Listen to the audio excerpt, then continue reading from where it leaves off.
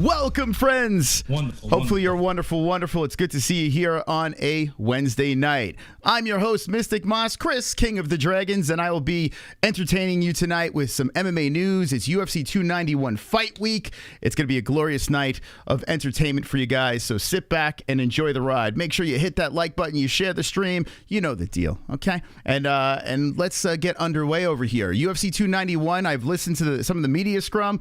All right, we'll get into that in a little while. I mean, it's nuts. We got the BMF belt on the line. So much to talk about this week. But I am very excited about tonight's show. Very, very excited because we've been trying since 2021 to get this young man on the show. And finally, tonight is the night where it's going to go down. Ladies and gentlemen, I want you to give a big round of applause and a warm welcome to Adrian Yanez.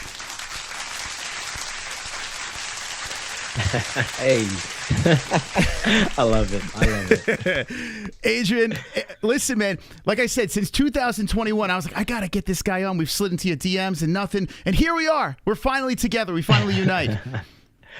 Yeah, man. I saw that they partnered up with you on Millions. And yeah, I hardly ever I stopped checking my Instagram DMs a while back ago.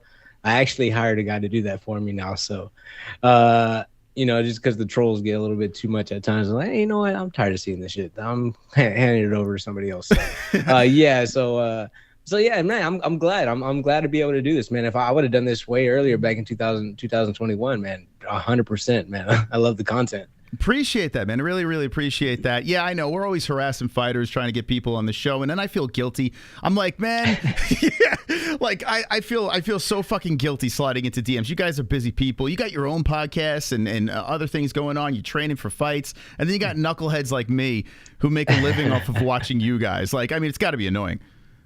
For me, it's not really annoying. You know, I love doing these things, man. It's fun. It gets to interact with fans and also interact with y'all as well too, man. It's super cool to me because it's another avenue to, you know, grow other relationships as well too. Because I see you partnered with Millions. I'm also partnered with Millions. Like, hey, it's cool, nice energy going on right now. Well, speaking of Millions, we have a link to your merch store in our live chat. So if you guys want to support Adrian Yanez, go buy a shirt or something and go check him out. He's got watch parties going on over there as well. Tell me about these watch parties because we're going to do one for the Contender Series with them, and I don't know if they know what they signed up for with us because we're pretty raunchy. But how does it go with that watch party stuff over there? Man, so the watch party stuff, man, it's really smooth. Like I was already used to doing watch parties before because luckily from my guy Jens Pulver, he brought me along to do some watch parties for him on the UFC Twitch stream. So pretty much I was getting used to it, doing the watch parties and all that. Then he had me do 10 consecutive because he was like, man, it'd be nice to get somebody to do the Contender Series with me. And he brought me along, did the Contender Series every single Tuesday, all watch parties all day, every day. It was good. It was fun. Then I started doing watch parties for Millions. And yeah, it was just nice and easy process, you know, getting everything set up and then just communicating on that. And, you know, you get the people that jump over onto the live stream and just start, you know, hammering, asking questions, make it so much easier, man. I love it. And then, just being able to have like that fan interaction is so cool too, man. So everything's been a smooth process, you know, a good process, man. I love that I've partnered up with Millions, man. It's amazing. That's pretty cool. Yeah, I love the fact, like, we don't really make much off of Millions, but I do like the fact that they support you guys. You know, I think that's really, really cool. And I feel guilty because I'm always making fun. I make fun of everybody here. like, what do you think about women's MMA? What are your hot take right here? What do you think about women's MMA? Man, I definitely think there's a definite level difference of levels. You know, I feel like they're still trying to catch up to where like the men's level is. You know, I still like because they came into the UFC game a little late. You know, the men's already been doing it for a very long time. So like now they're starting to catch up on the levels. You know, you start to see people like Zhang Weili, you know, phenomenal everywhere. Yeah. You know, and like instead of just having one core dominant, you know, martial art, like you had like Ronda Rousey, who was just super judo and all that stuff. And now you're starting to see like fighters that are able to, like the women fighters that are able to mix it up everywhere, like Amanda Nunes and all that stuff, you know. So it's definitely starting to catch up in that area, you know. That's I'll say it like that. Yeah. No, that's fair. That is fair. Yeah. Listen, I've liked it, and then all of a sudden lately, I'm like, I can't take this anymore. Like it's like watching paint dry sometimes. My wife, who we do play-by-play together when we didn't have kids, but she was like, she didn't even want to do any of this stuff when the women were fighting. I'm like, you're a woman. Why you don't want to watch your girls fight? And she's like, no, I can't stand it.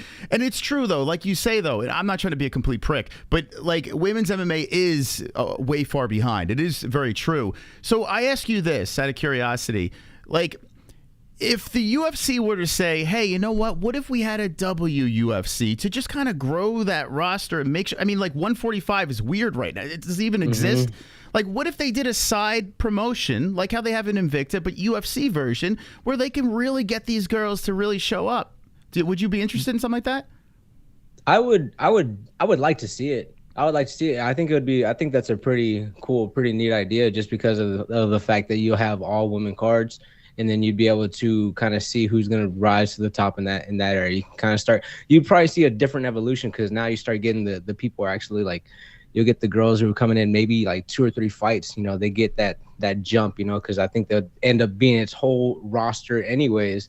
So, you know, they have their own group of problems. Then all of a sudden, like, you got the 2 fighters who like show a lot of potential very early on. They can grow and mold them. Then, you know, like, instead of just like having these other girls, like, man, like a really good one is like 1FC. You know, they have the Muay Thai's women division. You got like Stan Fairtex over there, just phenomenal. Just like fights like a wild man. I love that. I love watching her fight, because she's an absolute beast. You know, they got a lot of good women fighter over there, but I just don't see like the like.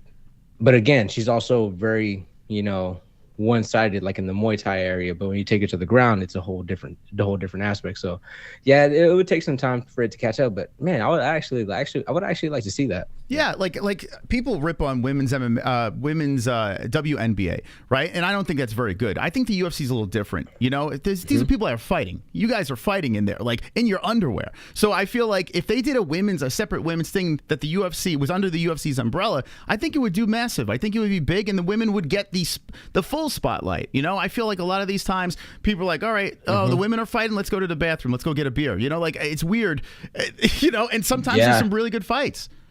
Oh yeah, and then you got like, I think this weekend you have like Miranda Maverick opening up the card or something like that, you know, and she's a talent, you know, so like she's kind of getting drowned out by a lot of these like it would also help build the women's, you know, MMA just in general, because like you're not drowning out really good women fighters with a whole bunch of like men fighters as well too, you know, so it's like it's helping, like giving them a platform to show, you know, another platform, you know, to build off of, you know. So I find that like as a pretty good idea, because again, you know, any way we can build fighters, that's the way I would want to go. Just build a fighter, give them the platform, then, you know, elevate the game all over around. There you go. And one more question about women's MMA. Would you like to see heavyweight women fight? I am dying to see this. I need this.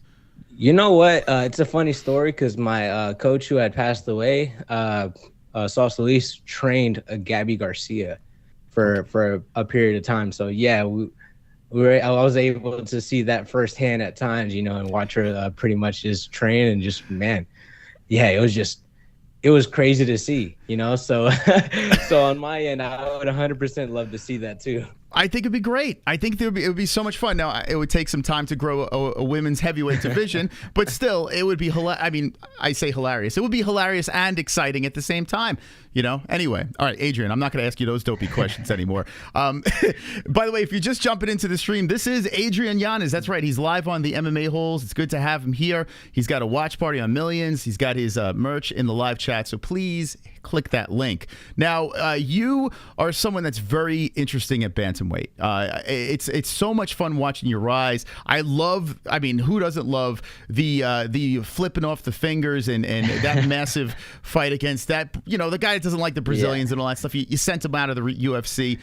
That moment right there, like, I wanted to interview you right after that. Like, I was like, this is great. Like, now that some time has passed from that, like, what can you take away from that whole outcome? Man, after that whole outcome, honestly, it just made me not like him even more.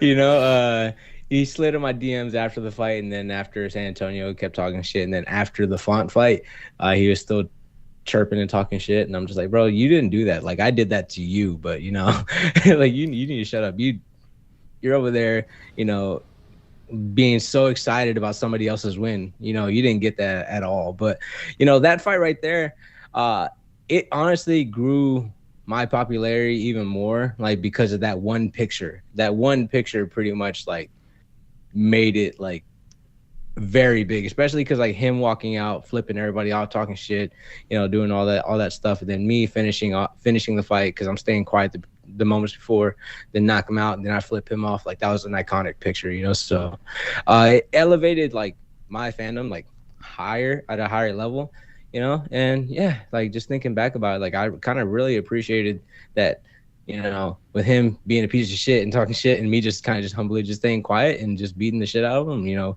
ended up working out for me in the end, you know. So yeah, overall, it was a great, fun experience, you know. And then on top of that, you know, Gilbert Burns, you know, putting a bounty on his head and sending me some cash, you know, my way was pretty cool. Did he actually send you money? Oh yeah, send me some, you know, send me a good chunk of change in my wallet, you know. So you know, it was nice. Dude, that's amazing. Yeah, Tony Kelly is a guy that, I mean, he just does reek piece of shit. And didn't he get cut right after that fight? Yeah, he got cut. So like right after the fight, Sean Shelby came to the after party. I remember talking to him for a little bit, and then he was just like, so I was like, he's like, me jokingly just like, oh, so he's out the UFC, right? And he's like, he looked at me and just says, yeah, he's done, he's out of here. And I was like, oh. I was like, I was just playing, but you know, he's legitimately out. Okay. So you know, that was kind of a little bit of a cherry on top, you know, because he's kind of a piece of shit. Mm-hmm. I mean, yeah, that was pretty wild. You must have been riding sky high, and that's actually pretty funny that they said that to you about him. Yeah, so it's all confirmed. Everyone in the chat, now you know the real story over there. We were all correct about that guy. You know, looking through your resume, it's kind of wild, man. Like your rise up into the UFC, you were unbeaten. You weren't even knocked out like before, of course, before the Rob Font fight, but I mean, the trajectory that you were on, and like how the roller coaster ride of just not even a roller coaster ride, the skyrocketing up to the top and then up to Rob Font. Give me a little backstory on like the rise to this and where you started from. Yeah, so every single time I had fought, like took a loss, it always fucking hit me like right in my soul, because I felt like I was like every single time I got like started getting my feet, because like I went undefeated as an amateur, went pro, won my debut. So at that time I was on a 7-fight win streak. I was just like, I was stopping everybody, you know, doing like, got too big in my own head. All of a sudden I get my first loss, fucking made me crash. And then same thing, I went up, I started getting my feet back on the ground, started moving back up.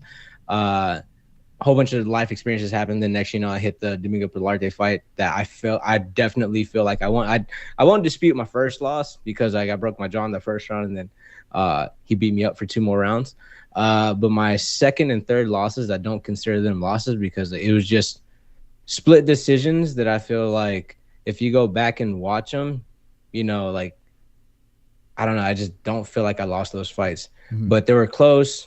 They're the same thing. I went on a win streak, got popped. Went on a win streak, got popped. And then all of a sudden, next, you know, again, this same feeling. But on that last rise, on that last one before I ran into Font, something kind of like almost like flipped a switch on my end. Like right before that fight, I pretty much went on a great win streak. Like I was like, after that Miles Johns fight, I wanted a quick turnaround. I was supposed to fight somebody. Guy pulled out. Actually, yeah, you had it pulled up. Yeah, supposed to fight somebody. Guy pulled out. Took somebody on short notice, and that guy was like, his record was like about 10 and like 20 or some shit like that. And I was like, man, fuck it, I'll just take the fight. I just want to fight somebody. And then I was supposed to fight. I fought again like later on that year. You know, and I just kept fighting and fighting and fighting. Then I fought for LFA. Fought on the LFA's first inaugural like UFC Fight Pass event, and that's the one that really put me on the map for like to being like the next guy in the Contender Series, you know, because after that fight, pretty much that skyrocketed me into the Contender Series, because I was supposed to fight Ricky Tercios beforehand, but COVID ended up shutting it down. Yeah, because like even before, so yeah, that fight right there ended up like boosting, like skyrocketing me. If you go back and watch that, that fight was just a banger. It was just a banger of a fight. Like fight fans, like if y'all love like rock'em sock'em fights, that was definitely one of them. We went to the split decision, and I was so used to getting like, being on the wrong end of split decisions that as soon as they read that, I was just immediately just started kicking my feet like, fuck, happened again. But as soon as they read mine, as soon as I heard my name, I was just like, oh, okay, like thank God, like I didn't get fucked out of this one. But and then after that, it just turned into like a whole belief system. I was like, oh no, I believe I belong here. And then it just started ramping and rolling. And you know, here I am today, got the Font fight.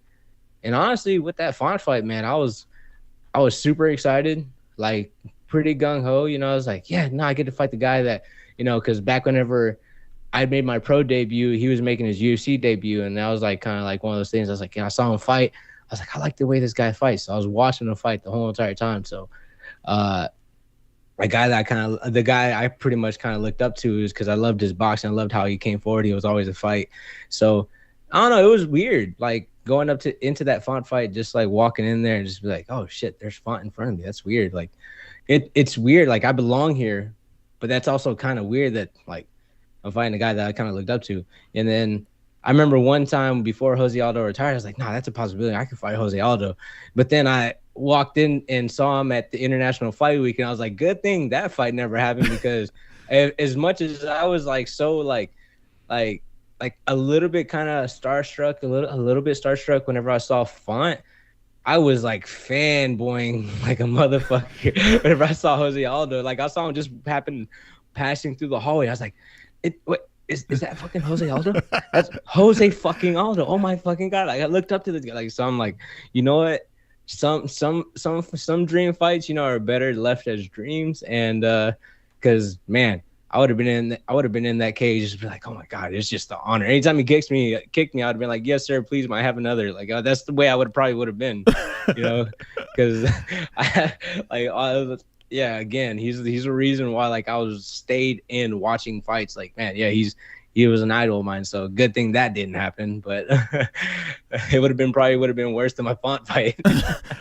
I get it though. Like Jose Aldo is the guy. Like, I mean, there's always this GOAT conversation and yada yada yada. But I mean, Aldo is 145. Like that's the guy, right? Like, and every time Scarface, man, he's got the look. Like, there's everything about him. And I'm a big Conor McGregor guy. Not anymore. Now he's starting to fucking piss me off. But anyway, the rise up and everything like that, I still respected Aldo tremendously because of what he is accomplished. And he was like the boogeyman for a long time, you know, real scary, always game, you know, those leg kicks, those body shots by Aldo. I mean, Jesus Christ. Yeah. So no, that's one thing that I took from his game as well too, is the hook to the body. I love going to the body because of him, like throwing the hook and kick, like the low body hook, like left hook to the body, right low kick. For a whole year, that was my combination, like left hook to the body, low kick, you know, just like fully because of Aldo. Wow. So you can give a lot of credit to Jose Aldo for your style with the body shots. Oh yeah, 100%. Look at that. That's actually pretty cool, man. A lot of fighters, like, they'll say that they admire these guys, this and that, but they don't give full credit for something like that. That's actually pretty cool that you do that. You seem incredibly humble, considering, hey, you're a ranked fighter. You know, you're in the UFC and stuff like that. How do you maintain a humble personality? I just have friends that like to call me a piece of shit. Yeah, no, like I have everybody around me, man, like we're pretty level-headed, you know. We don't like think we're bigger than what we are, you know. I got my friends, man, like again, you got to have some good friends around you. Like no matter who I'm around, like I'm still hanging around the same people, you know. They still call me a piece of shit. I'm like, hey, I don't give a fuck you. It turns into a whole thing. But yeah, no, it's a fun, healthy relationship, man, because they like it's just cool, man. Then at the same time, you know, like it's like around my family, it does get a little bit like, hey, you're us to him, and I'm just like, no, you're still my aunt, you're still my uncle, I don't care. Like, yeah, it's a weird thing to balance. It's a weird thing to balance, but at the same time, like I love it, because when it comes to like after this Font fight, like I wasn't expecting anything, but they came back and they had like keychains with the picture of me like dressed to the nines at the press conference, you know, and they had a keychain with like my picture on it, and I was like, damn, even after a loss, they're still going out their way to like put me on things, like making sure that they support me in the right way, because those are the people that bought the tickets whenever I was on the come up. So yeah, like it was super cool, you know. And then at the same time, made me be like, you know what, I'm not the fighter. I'm not the fighter to them. I'm Adrian to them. So like I just continue to have that, you know, I'm not the fighter. I'm Adrian. So that's what I love. You know, that's also helped me kind of keep me, like, I guess, grounded in a sense. That's awesome. By the way, if you're jumping in live right now, we're live with Adrian Yanez. This man has a very impressive resume, and we're trying to discuss the ins and outs of the Yanez lifestyle here. And I went back today and I was listening, because we do fight reactions. We've been doing this for like 7 years, and we do fight reactions to like every single UFC event for the last 7 years. And I listened to the Font fight because I was curious, you know, what my thoughts were, and I hoping I didn't say anything stupid, because a lot of fighters reach out to us and they're like, bro, what the fuck? You know, I'm like, I'm just being a dope, you know, I'm just a fan, you know. But yeah, I listened back to that, and I listen, I respect Rob Font tremendously, and the jab and all that fun stuff. This guy's a phenomenal striker, and I did pick you to win this fight over here. I thought it was going to go to a decision, and that first round was electric. I mean, you had moments in that round. It's not like you didn't have moments in that round. You said that, like, when you looked across the cage, you saw Rob Font, and it was kind of like a little bit of a fanboy moment. Like, what was different in this fight? Like, in the actual war, was there anything that you could think about that was a lot different than any other fight? Man, it was the fact that he was like, because I like, man, I talk about it to my training partner all the time. It's just like, I've been able to get away with like things, like certain things. I know I'm better than what I was that night. I just wasn't able to get away with the certain things that I do. Like I was doing, like, you know, I was able to kind of slug it out with somebody like Tony Kelly after like he came at me. I was like, man, fuck it. I'm just going to sit down and actually throw with this guy, because fuck this guy. I want to fucking knock him out, you know? But with Font, I tried that, and he was like, even after I heard him, like it was like in that first minute, I hit him with like a 1-2, and I saw him like stumble, and I saw him backing up like in a hurry, and I was like, oh, kill mode. I'm going after this guy. But I forgot in that moment that he's a veteran. And pretty much like the whole, like every single interview, even before this fight, I was like, this guy is hard to kill. I had to be on my P's and Q's. Like, this guy's, like, I said it in the most respectful way, but I was like, this guy's a fucking cockroach. You just can't fucking kill him. And I was like, you know, in that moment, I heard him, and I was like, instant kill mode. Instead of like just letting it like, all right, cool, let me work my way in, you know, and this and that. And then he hit me with a jab, and I was like, oh, this motherfucker just punched. Like, I instantly just like started fucking just like I turned into a full-blown meathead at that moment. I was like, oh, this fucker has the audacity to throw stuff at me. And like after I heard him, and I was like, wait, after the fact, it's like, yeah, of course he did, because he's a fucking veteran. He's skilled enough, and he's been in this position so many times that like it's like another day in the office for him. So I was like, I kind of let that shit fly out in my head, and I was like, you know what? I should have fought like a veteran, not somebody who's just getting there, you know? So that was like the biggest thing, like, is the veteranship, you know, that he had. He was able to work through it, and then not like he was able to change the momentum like that. And I was like just the momentum shifts that happened, I was just never able to. I was trying to catch it back, but while I was trying to catch it back, it was like I was letting myself get away from it, like mentally. I started throwing heavy shots, like, no, I'm gonna fucking sleep this guy. So I'm throwing wild shots, fucking throwing my right hand's down. I'm throwing my left hand's down. Like, I'm just like loading up heavy. And that's what ended up doing me in, you know? So I was like, it sucks, but you know, I realized where I went wrong at. I was like, you know, I could have done better in staying mentally sharper, you know, moved around a little bit. I should have went back to the low kicks, you know, stop him from coming in a little bit more. So that on that part, that was completely me, you know. Like, I'll say like this, like whenever I fought the other veteran and Davey Grant, like I was able to switch it, you know. I was able to be like, in that moment, like in the first round, I rocked him twice. You know, the first one, rocked him. He flew back to the cage, and then he tried to throw a punch at me. I ducked, hit him again, And I remember looking the look on his face. He was just like he looked dazed for the second, went right back to fighting like it was nothing. And I was just remember just being like, in that moment, I was like, all right, I gotta switch up my style. Can't throw for power. Got to move around. Use my jab a little more. Not really sit down on my punches. Got to be able to be mobile. And I should have done that in this. I should have done that in that Font fight instead of just being like, oh no, I go bam bam, I kill. You know. So that's what fucked me up at the end.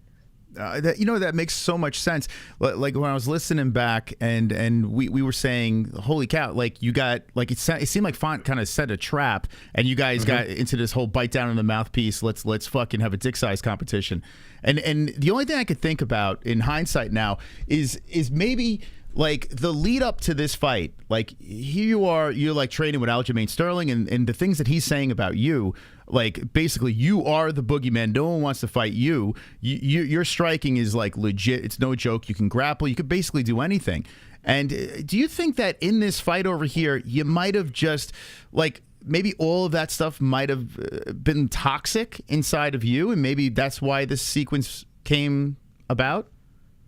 I would say I don't want to say it was toxic because it showed me where I was really at. Okay. You know, because whenever I was there actually sparring with Aljo, I could see where my level was at. And I was like, oh, this is where the champ's at. You know, I know where my striking is. Like, it's like, I know where my striking is. I know where his wrestling, like, I know where the wrestling needs to be. I need to pick it up in this area. In the jiu-jitsu area, I need to start picking this up. You know, my striking at that time, like, with anybody in the world, I was like, I felt super comfortable with.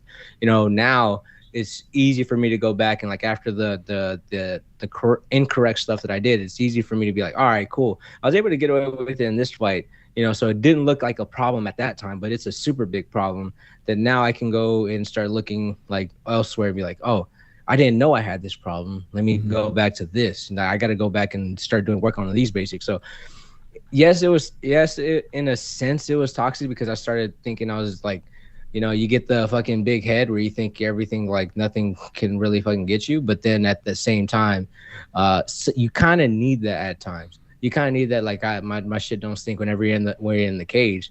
But you need a healthy balance. You need that, like, all right, cool, my shit don't stink. I'm the best in the world. But also you still need to understand that there's dangers in there.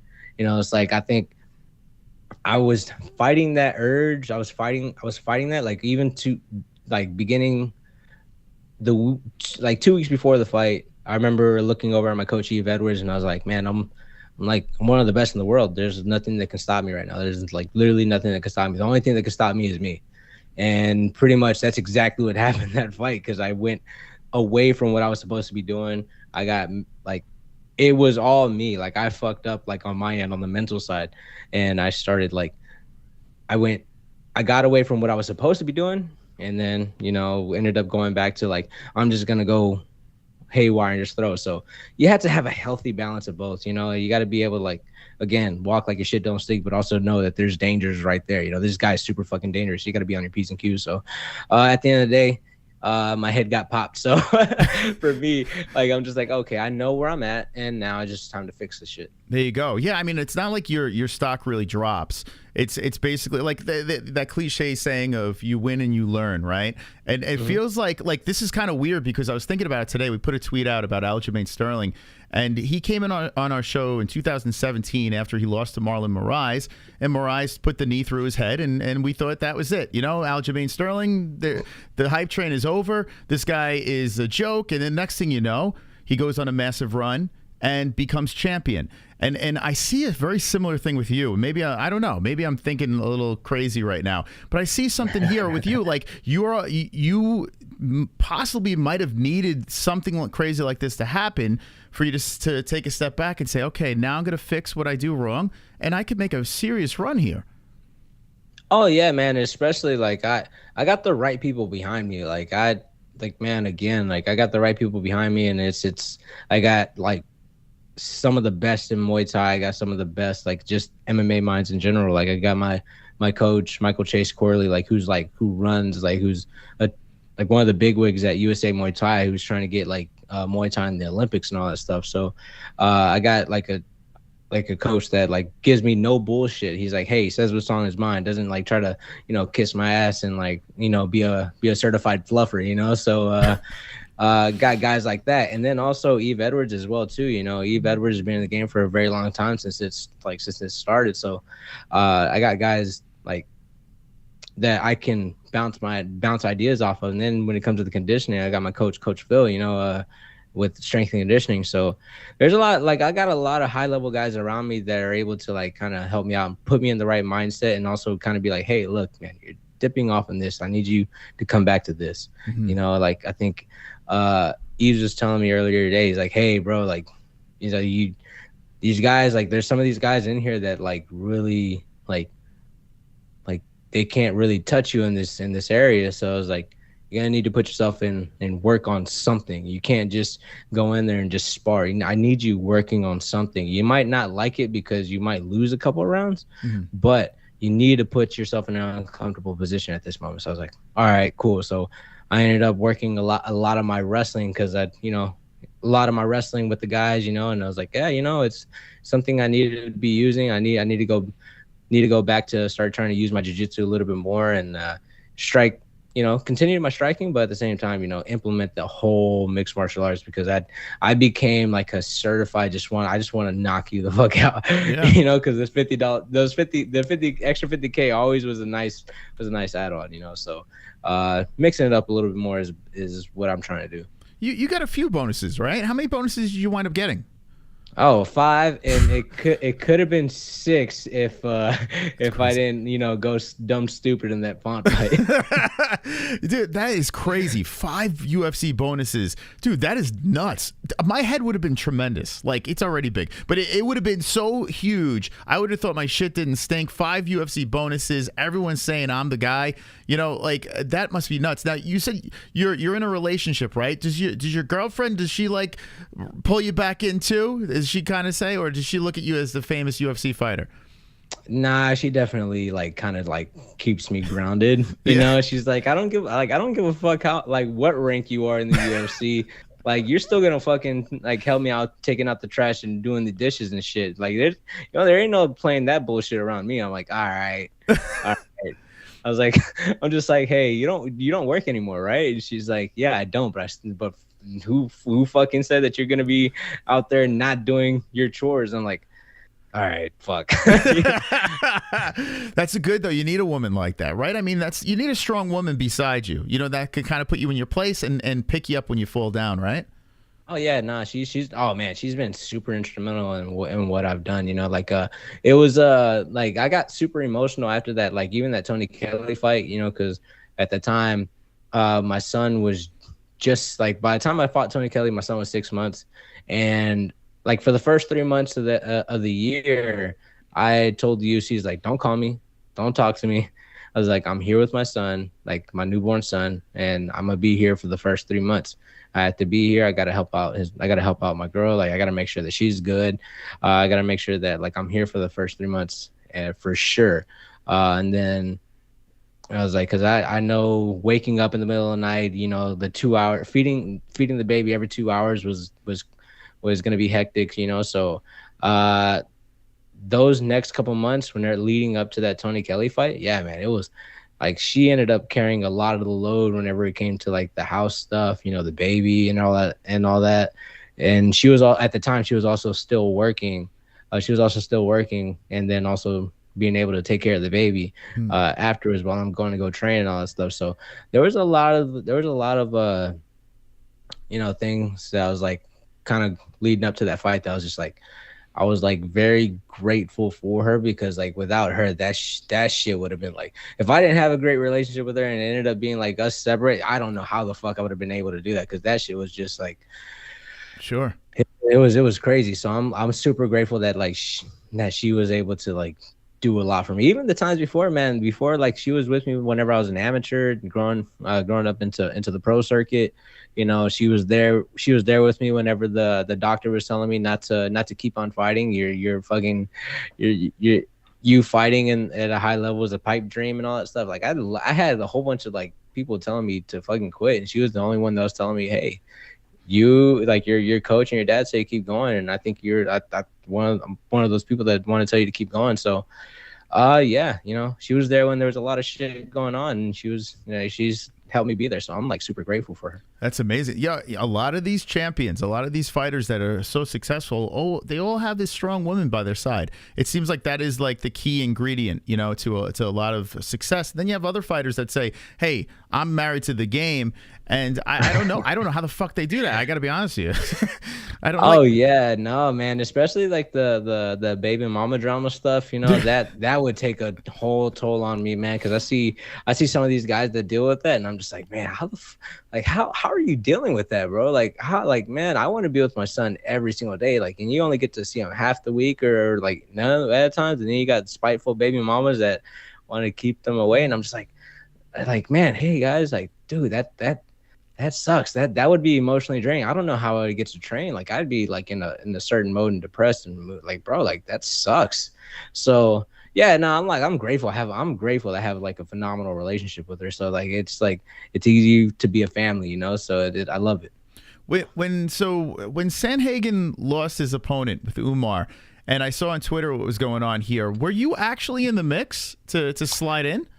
Yeah, I was their next option. I was the like I was like, as soon as I saw it, I sent it to my manager, and I was like, hey bro, is this true? He's like, oh, let me get back to you. I'm hearing things. And then all of a sudden he comes back. It was like a whole, like within like a 20-minute span, he was like, oh no, they don't need anybody. Next, you know, he calls me back and he was like, actually, yes, they do need somebody. I was like, well, you know, my phone line's always open, you know, just call me if they need me. And like, I've already done this once before. Whenever Cheeto lost his opponent, I threw my name in there to fight Cheeto. You know, from what I was told, I was one of the first guys to pick up to fight him. And I'm like, hey, yeah, you know me, just keep my phone line's open. I really don't care who it is at this point. I just want to fight somebody. So the timeline for me was right. I was getting in the mix of training, you know, and even for the Sandhagen fight, I was like, you know what? I'm throwing my name in there. And I was a hard option for that second option. I think I remember just being next to my phone for legitimately 2 or 3 hours. And I'm like asking for updates and all that stuff. Like, hey, what's going on? What are we doing? What's going on this day? What's like, what are they saying? And then pretty much they were thinking about moving Corey to Boston, but then there's just a whole bunch of things. I told him like, hey, look, I'll make 135 in 2 weeks. I don't mind this at all. No catch weight, no nothing. I'll make 35. Just give me a pay bump and I'm there. And pretty much I was if it wasn't for them accepting the catch weight, I probably would have been fighting next weekend. Wow, that's wild, man. What an opportunity that would be, huh? I mean, like, you see this weird stuff happening. People are like, well, this one doesn't deserve a shot and this one doesn't deserve that fight because this one lost to that person. It seems like at the end of the day, it's about the good fight, right? I mean, it is what it is. We know that would be a banger if you were in there. I mean, it's still a great fight with what's going to happen there. And Sandhagen is quite the beast. But to step on a fight, to fill in for a fight on short notice against Corey Sandhagen, you really had nothing to lose, right? We're coming off the loss. I mean, why take a swing at the fences, right? Oh yeah, man. Here's the thing, man. It's like I've always been in this game to fight the best, and Corey is absolutely one of the best. Mm-hmm. You know, I want to go out there and test myself. Like, I'm not one of these guys who's gonna shy away from a challenge. I don't want to fight backwards. I want to only fight the guys in front of me, and the guys there like are lined up. Like, hey, this guy's the next guy. You know, I've never told the UFC no to anybody. The only things that I've asked is, hey, I want to fight sooner, sooner rather than later. You know, so on my end, yeah, I just never turned down to fight anybody who's came across their name. Like, pretty much, if I got an email with their name on it, I always sent it back signed. So I'm like, I'm never turning down a fight. So, yeah, on my end, I just have nothing. I felt like even at that time, I was like, the only concern that we had going in was just the weight cut and it being 5 rounds. Other than that, we were super ready for a fight with Corey. You know, we were like, I was already like, honestly, I had already started getting myself into that mode where I was like, you know what, I'm probably gonna have to take a short notice fight. I'll be there. I want to fight one of the best guys in the world. So again, I did the same thing whenever Cheeto's opponent fell out. he ended up getting Pedro Munoz, which is a phenomenal fight itself. And then Corey, it was weird because Song Yadong ended up pulling out at the same time Umar did, so it just made sense to make that fight happen. And but the only thing that didn't make sense on my end was like, man, the catch weight, bro. Like you did the catch weight. It's like you were fighting 2 weeks later, you still could make weight. So that was my issue. But at the same time, like, hey, that's still a great fight. Yeah. Who'd you pick in that fight? I personally want Font to win. I want Font to win. But I seen Corey go, and I seen him spar one of my training partners, Rafian, and you know that was fun to see. And then also like I got to grapple with him a little bit, so it was like, you know, from what I know, from what I see, I like what I see, and I think he'll take it. But personally, I'm just like I want Font to win, just because I'm like, hey, you know what? There's no hard feelings on my end. I want to see him do good. You know, he's also like he's a phenomenal guy. So, and also kind of lessens the blow if Corey gets knocked out too. So, so it'll be like, hey man, this guy did it to Corey too, man. It's like it's not just me. It's just not me and Marlon Moraes. All right, guys. You know, it's funny. It's like if I'm rooting, I don't know if you're into like football or anything else, like the NFL, whatever. But like if I'm a Giants fan, and if my Giants lose in the playoffs, I want to make sure that team goes to the fucking Super Bowl. Like I want to make sure it's like, oh, my Giants lost to that team. So it's very similar, right? You want to see the guy that beat you. You want to see him get the belt, for God's sakes. Why not, right? Oh yeah, man. That's because then it just like it ends up turning to like, oh man, then this guy goes on a 5-fight losing streak right after he beat Yanez. Like, damn, how much did Yanez suck? You know, that's how like in my mind, that's how much it goes in my mind. But I'm like, I want to see him do good. I want to see him, especially if he makes a run. If he makes a run at it, and like let's just say he just gets stopped at the belt, then I'm like, you know what? You know, hey, that gives me a measuring stick on mine, even though it's just a fight. You know, it'd be like, hey, you know, at least that guy went on to do great things, you know. So that's how I'm looking at it. I hope he wins, but if you're asking me to bet on somebody, I'm going Corey. There you go. And talk to me about, like, you seem fairly active on Twitter. Talk to me about the craziest interactions you've had with some of the fans on social media. Man, it gets a little wild, man. Like I had some guys like just going back and forth talking shit to me, and like me and this guy ended up having like a whole like shit talking conversation just back and forth. But it was just like I was just calling him a liar because he was saying that he was at the gym. I'm like, you stop lying. So he started taking pictures at being at the gym. I'm like, bro, stop lying. You Google picture that shit. It's like, stop it. We were like going, like we literally spent like a whole hour just like fucking just talking shit to each other. I was like, bro, that's not you. Stop lying this shit. Like I just called him a liar at every stop.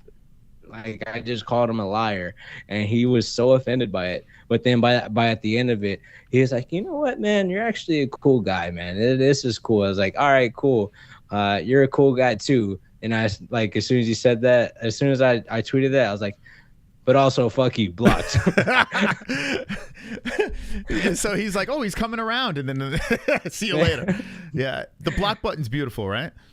Oh yeah, I started blocking a lot more people, especially after this Font fight, man. I'm just like, hey guys, like, you know, he's a good guy. I'm cool. Like we're both cool guys, you know. There's like no need for all this other shit. But y'all like tagging me, trying to do all this other like that's the only thing I hate about the fan base is like the super haters. I can get like if you're just like, hey man, like rooting for Font. Hey, look, I get it. I have my favorite fighters too, man. You can't tell me that anybody's gonna beat Max Holloway. Even after I met Alexander Volkanovski, I was like, hey man, you did my boy wrong. You know, ended up being like having a cool conversation with Alex, you know, and that was pretty cool.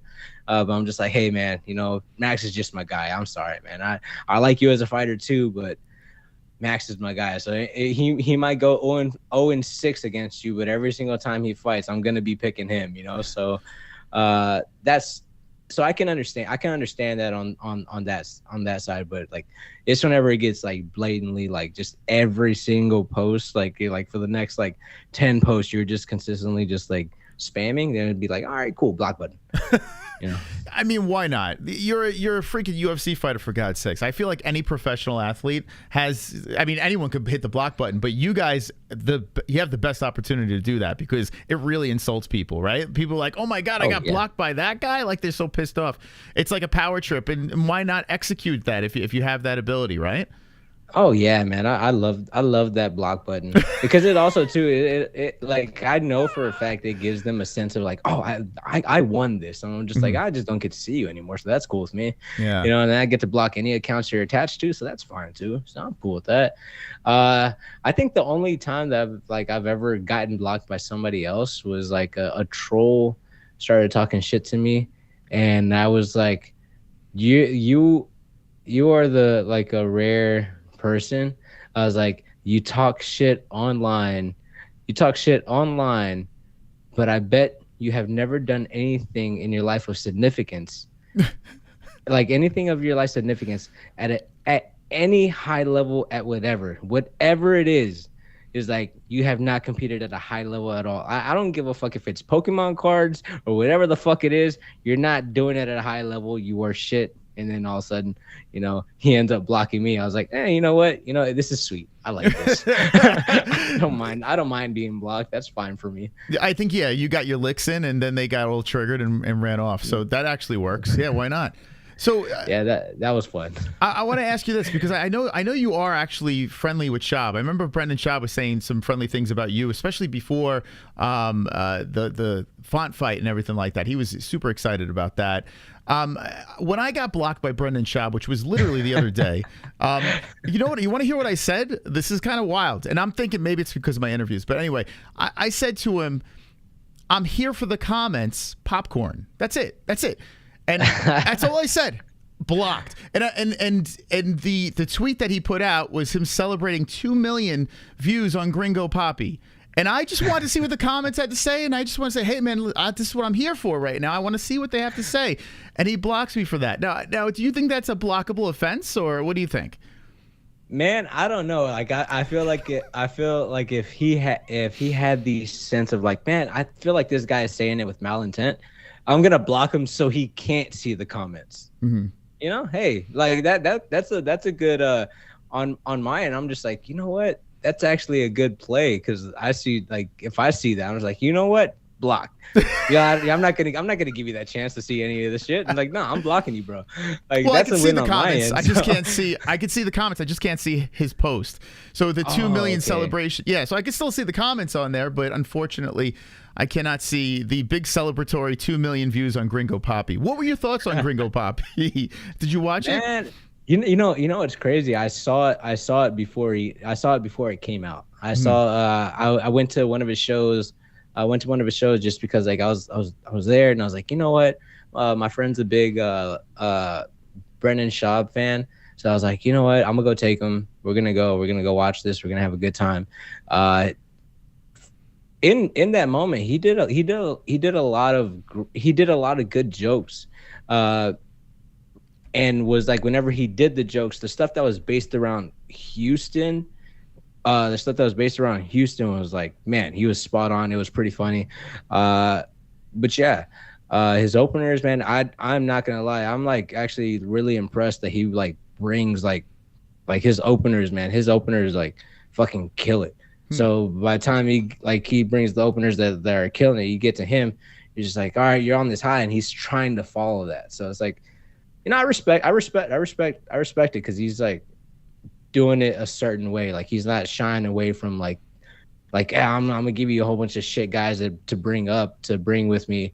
You know, he brings actual like funny ass like guys who are making like funny ass jokes, you know, before you get to him. So yeah, he's just working an uphill battle, you know, because you got the guys who are just like hardcore joke, like just like you're laughing, everything's hurting, like fuck, it was just a great time, you know. You get to him, you know, he's fighting uphill battle. So yeah, respect. Maybe he should bring bad comics with him. Maybe he should bring like terrible comics. This way, by the time he hits the stage, he looks phenomenal.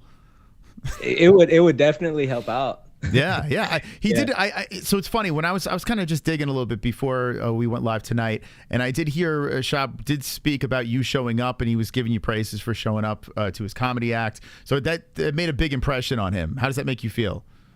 Man, it's cool, man. I like him. He's actually like sent some like we did an interview, and then after the interview, he was just like, "Hey, man, like I just hope you're doing good." Like we talked about like a little about the family sense, especially like right after me having like a kid and all that stuff. Like he was just like give me a little bit of like tips on being a dad and all that stuff, you know. And I was like, yeah, it's cool. It was cool. It was cool. Were the tips? This is how you find the baddies, and no, was that any of the tips? No, it was good quality conversation, because I was just like, nah, man, I know what this sport is. Like I know, like I just want to get my money, get out so I can spend time with my kids. Like yes, your mind's on the right track. And we just started. He's like, yeah, and it was good, man. I like him as a person. I'm just I know that he's had a lot of drama in these past couple years. There's a lot like it seems like almost every like podcast YouTube channel is makes clips and just starts putting them out against him and everybody. Yeah, you know. And I am a little bit of a degenerate, and I do like to look at podcast beasts and all that stuff, and just like, you know what, I need my entertainment, so I'm here for it. Yeah. Well, listen, let me say this too. I've never physically had an interaction with SCHAUB other than him blocking me, but but I do have friends that are friendly with him that done fight companions with. Have you done a fight companion with SCHAUB or no? No, I haven't. He hasn't invited you for a fight companion? Oh man, I'm over here in Texas. He's in Cali, you know. So it's like it would be, you know, like a day trip to go out there just to do a fight companion. I was like, I don't find it worth it. At this time. Yeah. Well, we're in Arizona. If you're ever in Arizona, feel free, man. I do it out of my I have Mike Goldberg in here in my fucking bedroom doing a fight companion. He's like, look, after this fight companion, if you want to crash out, there's my bed right there. I told him you were literally the voice of the octagon sitting cage side. Now you're in my bedroom. I told him you're in my fucking bedroom. But but anyway, yeah, if you ever want to come by, you know, just hit me up. Yeah, mutual friends of SCHAUB, and they say that he's a great guy. Like, other than Mark Harley, you know, there are people that swear and say, "Yo, listen, this guy is a straight up dude. He'll give you the shirt off his back. You know, like he's actually a really good guy." So, you know, I joke around about him, but I've never met him, so I can't really give an honest assessment. Oh yeah, same here. I like all them guys over there, man. Chin, Mark, Brendan. You got those. You got Meatball. I'm forgetting his name off the top of my head. He was like an intern for them for a while. He was really cool. Okay. Yeah, a lot of those guys in that podcast area, like, man, I like a lot, you know. So like Nick David, like Nick is really cool. I like that guy a lot. Okay, cool. Very good. And since you've been a professional UFC fighter, who has been like the biggest personality that you've met, whether it's an athlete or, I don't know, actor or musician? Was there anyone that you're like, I can't even believe I'm in the same room as this person? Honestly, if I'm being honest with you, it's probably, oh no, like I was about to say, like I was in the area, but I didn't get to meet him. I started tripping out because I was in the same area as, like, because whenever I was growing up, like my family was really big into sports. I was in kind of, you know, yes and no for me, especially whenever I started getting into MMA. Like I just completely, everything I was kind of shut out. You know, like I had a favorite football team, but now I don't think I have a favorite football team anymore. I think I just go hometown Houston, Texas, you know, Houston Texans. So like, I'm just like, yeah, that's my team now. But whenever I was in San Antonio at the UFC San Antonio, I was in the area where Tim Duncan was at. And I'm just like, oh my God, that's Tim fucking Duncan. That's Tim fucking Duncan. Like, oh my fucking God, that is Tim Duncan. Oh my God. And I started tripping out. And the next guy I tripped out was whenever I partied with IZZY after Brandon Moreno fought Kai Kara France. And I remember being at a nightclub, and then all of a sudden, just next you know, I see IZZY walk in. He walks in with Volk, and I remember being able to see Volk, and me and him ended up talking. That's whenever I had the interaction with him, like, yeah, you know, Max is still my boy, you know, but I respect what you do and all that stuff. And he's like, yeah, no, good guy. And then while I'm drinking, Izzy sees me, he pulls me, and he's like, you're such a fucking animal. I was trying to be like, hey man, I really love your style. He ends up like we're all drunk and stuff, so I'm like I'm remembering this. Like he's like, he grabs me by the back of the head. He's like, no, you shut the fuck up, Yanez. Like, you shut the fuck up. I'm talking to you right now. I am your fan. Like I'm just sitting there just like, okay. Yes. And I'm just sitting there just trying to realize what's going on at this moment. I'm just like, holy shit, like Izzy's a fan of me. Oh my gosh. Like, no, I try to get a word in, but every single time he's like, no, I'm talking. You shut the fuck up because I'm trying to give you your flowers. I'm like, I'm trying to give you flowers, motherfucker. Like, I can tell you that you're inspiring my style and this stuff. And it was like, yeah, it was cool, man. It was a pretty cool night. You know, I didn't get back to the hotel prior to like 6 o'clock in the morning, and then yeah, no, and then my flight was at 8, so I had to fucking rush to the airport. It was a whole ordeal. It was just. Did Izzy give you the kiss? I noticed that he likes to kiss a lot of these athletes. Like when they're at the nightclub, they gives them a little smooch. Did you get the smooch? You know what? I can't remember off the top of my head. That's how drunk I was. But he did show me the Nigerian money dance. You know, so I was like, I do remember that, because I just remember just being like, who in their right mind is just throwing money on the floor?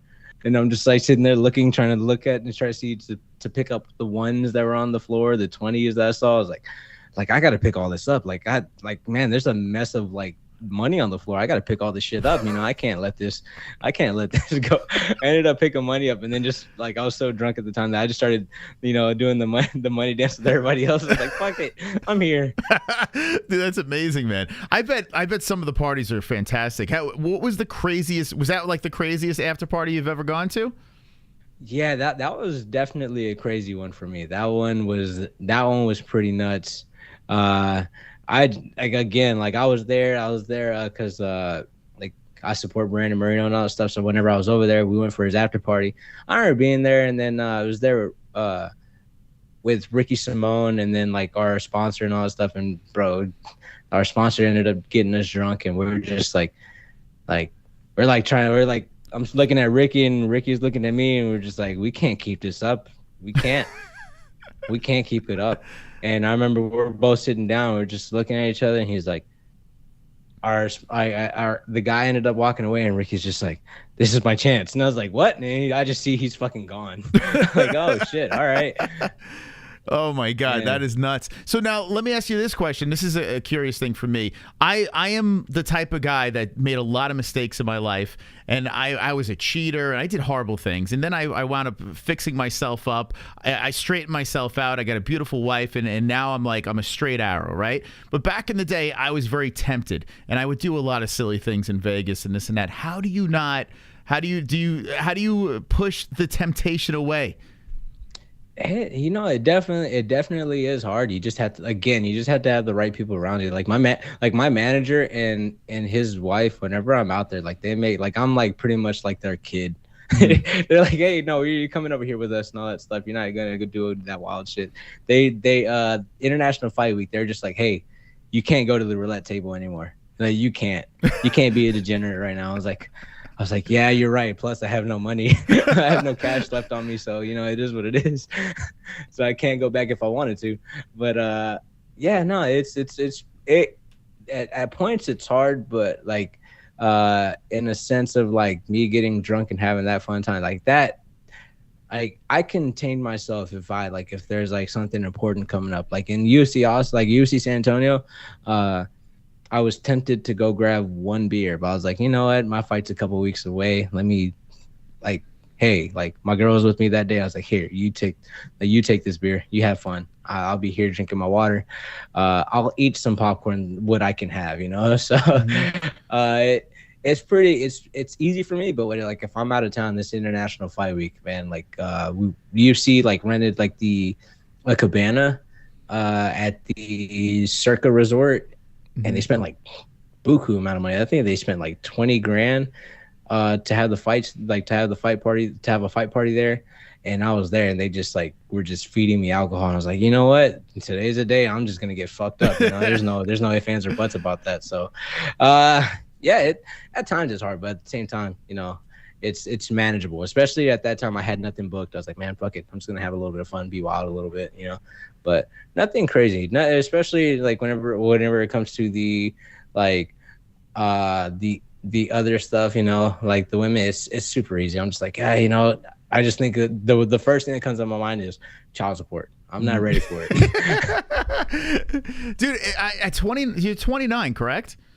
Yes. Yeah, so 29 years of age. Dude, you got your head on your shoulder. You've got a ton of fights under your belt. You're a professional athlete. I mean, it's pretty wild for me to see someone, you know, a young man like you able to pull this all together. How about your family? Like, your family was super supportive as you were growing up and stuff like that? You had a good, strong family? Oh yeah, I had a good strong family, especially like just like it was like me, my brother, my mom, and my dad. Man, oh that it was wild in the beginning, but then tightened up. Like it was definitely like hard in the very early stages of my life. Okay. But then once my dad sobered up, you know, he quit drinking.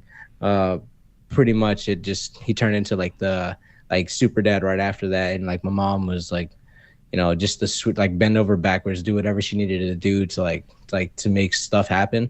And so like they started putting us in sports and all that stuff. And whenever I got into MMA, you know, like it just became like super supportive on my dad's side, because, you know, my mom doesn't want to see me get a punch to the face. She only wanted me to do it to get in shape and get healthy. Because before I started MMA, I was like pushing like 205. You know, at a young age, you know, so she wanted me to get fit. And then my dad was just like, well, do you really want to do it? I was like, yeah, I really want to do this. I want to fight. And then pretty much he was just like, all right, cool. Well, this is what we're going to do. And then, yeah, it took off from there. So that might be it right there. You saw your father battle with a couple of demons. He was able to overcome it. So maybe there's like some sort of little angel on your shoulder that just says, hey, man, listen, you know, pull back, abort mission. Oh, yeah. Oh yeah, no, definitely. It really made me be like, it was honestly at the same time, it was like, now that I can actually like sit back and actually look at everything overall. It makes me kind of realize that, like, especially me being a dad, like I try to learn stuff off what my dad's mistakes were, what he did great, you know, trying to build off of that. And I look and I'm like, you know what, like, my dad was like so heavy against alcohol that before I was able to like before I was drinking age, I was, you know, every Saturday, you know, I'd be with my friends, you know, we spend the night and all that stuff. I was staying over at my friend's house. We're out there at a party, you know, getting drunk and all that stuff, you know, at like 16, 17, you know. So I was like, you know what, thinking about that kind of drove me back and be like, that, like him being so against alcohol once he got sober, like so against it, they actually kind of had pushed me. So I was like, you know, me as a father, and I gotta find that happy medium to be like, hey, like, as a, like, you know, so I gotta find that way. You know, he's still too young, but you know, there's problems I know that I'm gonna have in the future. So I'm like, let me try to see that. So it was good, but it was good seeing my dad. It was good seeing my dad like do the whole 180. But I can see where some mistakes were, you know. So Sure. like I'm just looking at like, oh yeah, okay. So now with your son, if he ever said, hey Pop, I want to get into martial arts, I want to be a UFC fighter too, what would you say? Would you just say go for it, or would you be a little reluctant? I would be a little bit reluctant, because I'm just like, I'm fighting because I am not good at, I did not want to do anything else, and I'm not good at anything else. You know? So like I'm just like, you know what, get the money, you know, invest it, get into real estate, you know, make sure I invest it very wisely, you know, trying to create generational wealth while I can here, you know. Now I got the resources, now I got like the right people behind me that I'm able to like to learn a lot of this stuff, you know. So for me, it'd be like, hey, don't do it. There's other ways to make way more money. Yeah. There's other ways to make way more money. I don't want you to get punched in the face, you know, like, especially kind of like going up in the fight game. You know, I broke my jaw twice, and I'm just like, looking at my son, I'm like, I don't want you to go through that. You know, that sucks. Like, I just see his little cute little face, and I'm just like, fuck no one's breaking my little son's jaw. Like, fuck that. Like, nah, it makes me hug him. But Nah, I can see it, man. I despise it because it's just like, even my manager looks at me at times. He's like, "Hey, like, I just want to let you know, it's like, it's too late." I'm like, "What do you mean it's too late?" He's like, he's his path is set. He's like, I'm like, "No, it's not." Like, stop, right? He's like, "Stop it, bro. Like, stop. Don't talk about it." He's like, "Bro," he's like, "he's gonna fight and I'm gonna manage it." And he's like, that's what it's gonna be. He's like, "That's what it's gonna be. It's a set, it's planned, it's a foregone conclusion. There's nothing you can do about it." And I'm just sitting there just back like, "You motherfucker." Keep him away. I don't want him fighting. Oh my God, dude, that's crazy, man. Yeah, I tell you what, I have nothing but respect for you guys. I mean, it is pretty wild, the things you put yourselves through. And I've noticed you are probably the most humble athletes out there, because you are in and out of that gym every single day, you know, taking your licks. And then at the end of the day, when you're done training in your camp, you get in your underwear and you hop in a cage. Like, that is pretty wild to think about. Do you ever, like, at night be like, what am I doing? Do you ever think that? Man, it is definitely one of those where, like, I think I was explaining to somebody, I was like, "Man, you know, going to the gym and sparring, you know, it just, like, clears my mind and all that stuff." And they're like, "What?" I was like, yeah, you know, like, all your problems go away whenever you got someone trying to punch you in the face. You know, like, you really don't think about, like, "Oh man, oh fuck, man, I wasn't able to cut my grass this morning. Now I'm pissed off. You know, I wasn't able to do this." Like, fuck. Oh no, you got a guy, like, 155-pound guy trying to punch you in the face, trying to, like, you know, make a name off you. He's like, "Nah, fuck that."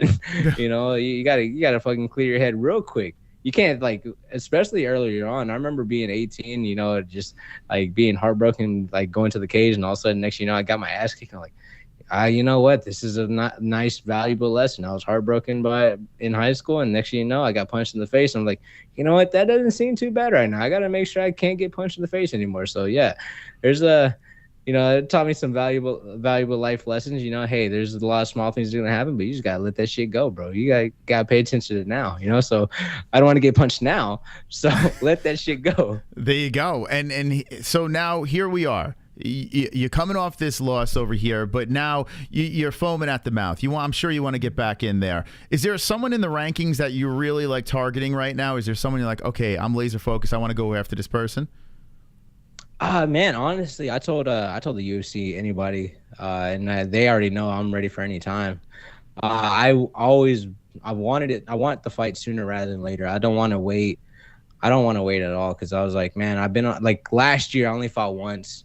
And then this year it was looking like it was close to being the same thing. And I'm just like, I don't want to do that. Mm-hmm. Like, I need to be fighting. I need to be active. Like, I'm, like, all last year I only fought once, but I was super healthy. Like, I took no damage. You know, I was ready to go back again, like, within a couple months span.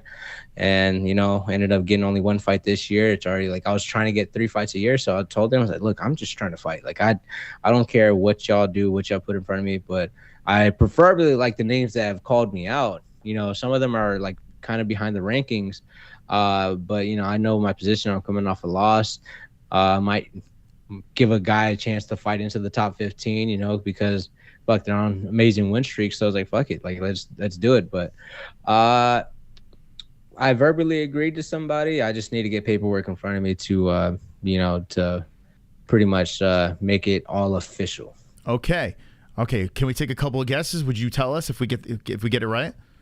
I will be nonchalant. What if something? Well, I'm sure it's probably not this name because this guy got injured. But what if, like, Umar, like, all of a sudden is cleared and good to go, and they're like, you know what? We're gonna punish this guy now. We're gonna give him a big opportunity. Now you gotta take a couple of steps back and fight this savage. Would you take that fight, Umar Nurmagomedov? And what do you think about him? Yeah, no, 100%. Like, he's definitely one of the best in the world. And again, like, I go back to what I said earlier. I'm always going to go out there and try to fight the best in the world. You know, again, anybody who's been put in front of me, I've never said no to. So I'm always here for it. Mm-hmm. And I find myself just being like I know I'm going to see that guy. Like, I know I am. Yeah. You know, so why wait? Like, because that guy's gonna be at the top of the division. I know I'm gonna be at the top of the division. So we're gonna see each other. We're gonna see each other anyway. So, like, I'm just like, you know what? Let's just go ahead and we can go ahead and get it done. I know he was pretty much in the same position that I was with the Font fight. You know, he was going to be fighting Corey, a guy who's like who's contended for the belt. You know, he was well on his way. But you know, for him it ended up being an injury. For me, I just ended up losing, you know, so it is what it is. But yeah, no, that'd be a name for sure. Especially too, man. You beat Umar, man. You beat one of the I'm about to butcher the name. If you beat one of the brothers, you know. So it's like, hey, like there's a lot of bragging rights that go right behind it too. So for me, man, yeah, like I want the bragging rights. I want to be the guy that'd be like, oh no, I beat the guy that nobody wants to fight. So for me, it's never a no. I'm always yes. So when in your upcoming fight against Dominic Cruz, what's your game plan? I'm just gonna punch him in the face really hard. So now, and I'm not gonna keep you much longer. I feel bad, man. We've blasted through an hour and 10 minutes, and this has been great, man. I love chatting with you, man. Oh yeah, no, it's fun. I didn't even realize it was an hour and 10. I was like, oh shit. Yeah, it's like you're on Rogan. So anyway, like thoughts on the title fight, Sean O'Malley versus Aljamain Sterling. I know Aljo, you know, you have some relationship with him, but what do you think about that matchup? Man, it's a phenomenal matchup. Like, it's gonna be harder than what people think it is. You know, Sean O'Malley's good, but I really don't know how good he is. You know, his striking is like one of the best in the world. Like there's no ifs, ands, or buts about that. You know, he's just good. He was able to go out there and like hang in there with Peter Yan. So that tells you a lot. But also within that fight too, there's a couple times where like I look at it as like, man, if like Yan was able to get him down, like I know Sterling is going to be able to get him down. Like, and I'm just like looking at the fight, and I'm just like, stylistically, it's not a great matchup for Sterling. No, for O'Malley. But you know, it's still dangerous because of the distance, the range. A lot of people don't think O'Malley's fast. You know, which I like after talking to a couple fighters, I'm just like, guys, like y'all are idiots. He's fast. Like he shows it in spurts. He doesn't need to go fast every single time, especially with setups and all that stuff. He's fast. A lot of people aren't giving him the credit for that. So, you know, so for me, looking at the fight, I'm just like, oh, you know, I remember talking to Aljo about it. I was like, look, you know, he's fast. I feel like Aljo is giving a little bit too much credit for his distance, but I'm like, no. I was like, your distance is just as like your gauge of distance is just as good as him. You just gotta be able to close it tighter, you know. Because I'm just like, hey, you know, the Sean O'Malley game plan. He's gonna look to kick very long and make sure you stay out of his reach, and he wants you to overstep and commit to work his way into the shot so he can catch you on the way in. And you know, so I see that I see the game plan from O'Malley's standpoint, and I see the Sterling Sterling where his game plan's at. So I think it's going to be a fun fight, and I feel like Aljo is going to get the victory. But, man, fucking O'Malley has a chance to do something crazy. He can do it. He's obviously one of those guys that, like, he's able to do it. But if he ends up – it depends on what guy you get, too, because, like, he fought Yan.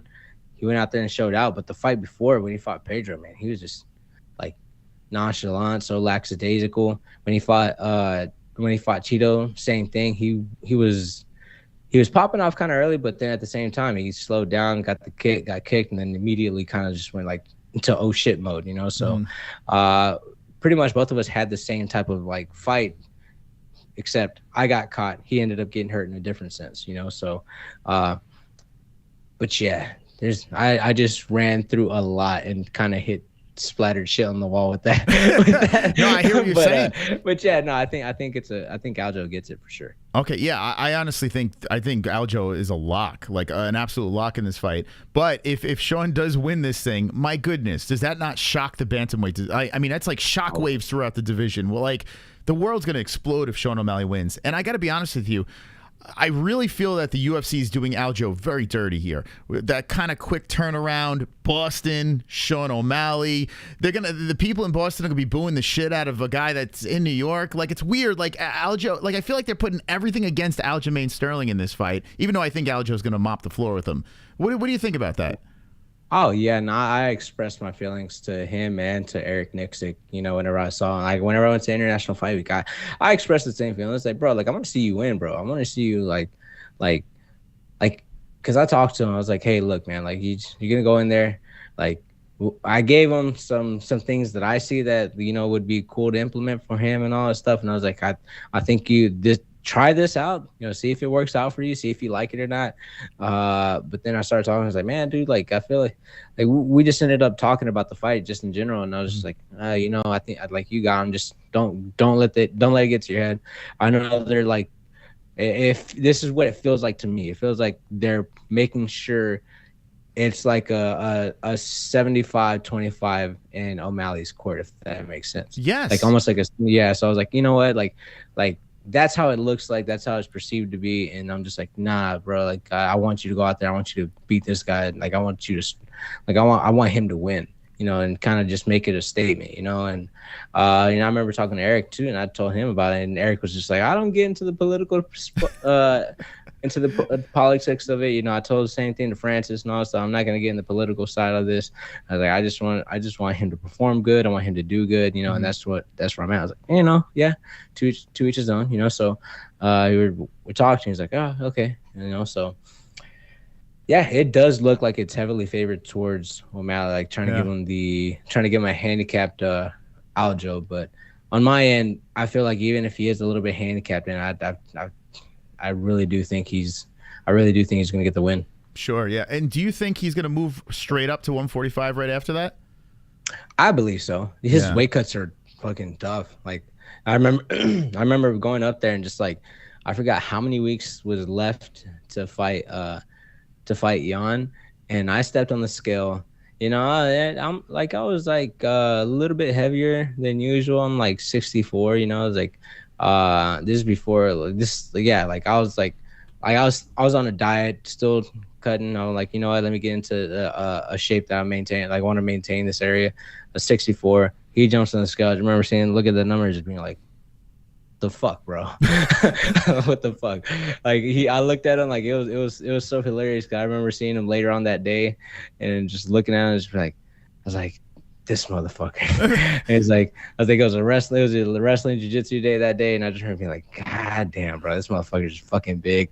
And then later, like, because I was staying at his house, seeing him later on that day, and he was like, oh man, that cookie looks good. I was like, you put that goddamn cookie down right now, bro. You don't fucking know. You go get yourself some baked chicken and rice. You put that goddamn chicken down, bro. You put that goddamn cookie down, bro. I'm telling you right now, you're too heavy. Like Schwarzenegger, put the cookie down. That's exactly the reference I was getting to. I just said it with like more of like, hey, you put that fucking cookie down, bro. Don't you do it, Aljo. You know, it's funny you say that because after the Marlon Moraes fight, when he came on, he opened the interview eating like Ben and Jerry's. Like he was eating ice cream during a weight cut. And I was like, bro, well, I'm actually going to release that short again because I think a lot of people forgot. But I mean, dude, like he has a sweet tooth, huh? He likes to eat. Oh yeah, man. He likes to eat good food too, man. Mm-hmm. I like whenever I was out there, one thing that he did take me to, he took me to some Jamaican spots, which down here in Texas I really don't get. Mm-hmm. So I was like, you know what, fuck it, let's go. And I had some. Next time I went there, I was like, bro, I don't care what we do. It's like I just gotta eat some Jamaican food while I'm up here, bro. I don't get this back home. I need this. Like I need Jamaican food. Like please go take me. I need a beef patty, stat. Delicious, yeah. It's absolutely delicious. Have you had Jamaican coffee? Have you ever had that?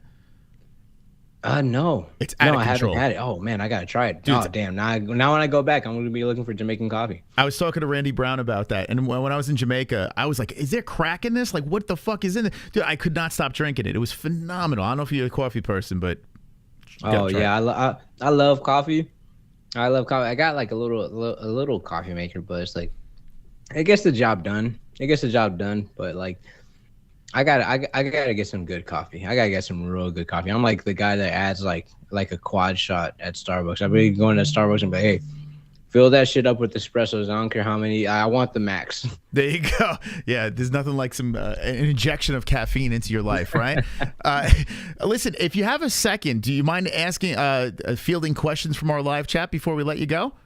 Oh, yeah, 100%. All right, chat. Listen, if you got questions for Adrian Yanez, now's the time to do it. We do have an alert sitting over here, so let's go, champ. Hold on. Thank you, Ryan Kills, for being a member for 9 months. I appreciate that. You are wonderful, wonderful, my friend. A champion of the chat. Wonderful, wonderful.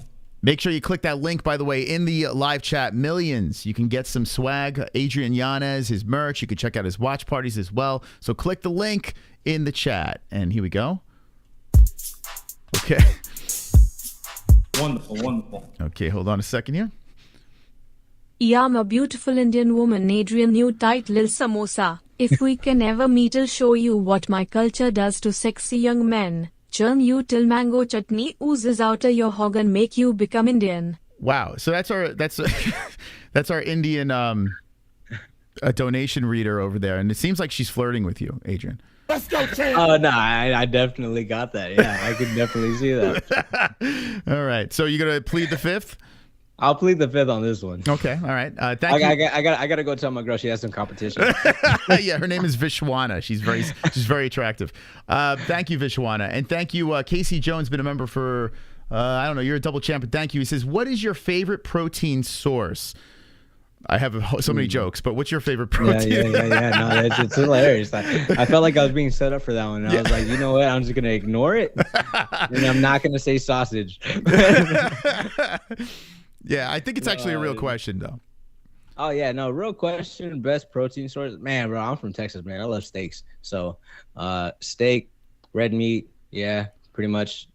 Chicken every once in a while, but like, bro, I really want a rare steak. You know, I want to be able to just like to rub to the cow and just bite the motherfucker itself, you know? So that's where I'm at. There you go. Here we go. The Sonosi says, in an alternate universe that you can choose a weight class, what would you choose? That's an interesting question. If I could choose the weight class, it would definitely be heavyweight. Like heavyweights just get paid like left and right, no matter how much like if I feel like I feel like my pay would triple with the amount of fights that I have now. Like it just, especially with how many times like with the 50K bonuses on top of that, like I'd be raking in the money right now, you know? So and then be easier pathway to the title too, because like Sergey Pavlovich I think has like the same amount of fights and he's already like considered next for the title, so that'd be an easy win for me. Like I'd be there, the same skill and all that stuff. Yeah, like that would be fun. You know, it's funny. When we had Jordan Levitt on, he really shit on heavyweight. Like he said, he's like, dude, he's like, it's a joke. That's what he told us. Like he's like, it's a joke. And I'm looking at him like, bro. But he's so honest. It's ridiculous. So what do you think? So are you in the same boat that you think heavyweight's kind of sus? You know, there's a lot of heavyweights that get away with just being big. Mm-hmm. You know, so I definitely, like, I'm telling you right now, like I've heard, like I'm in Houston. And I've trained with people that have been around like Derek. There's been training camps where this guy would literally just jump out the cage, go to the microwave and like microwave some ribs, you know, and just like heat up some ribs so he can like eat like in the middle of a training session.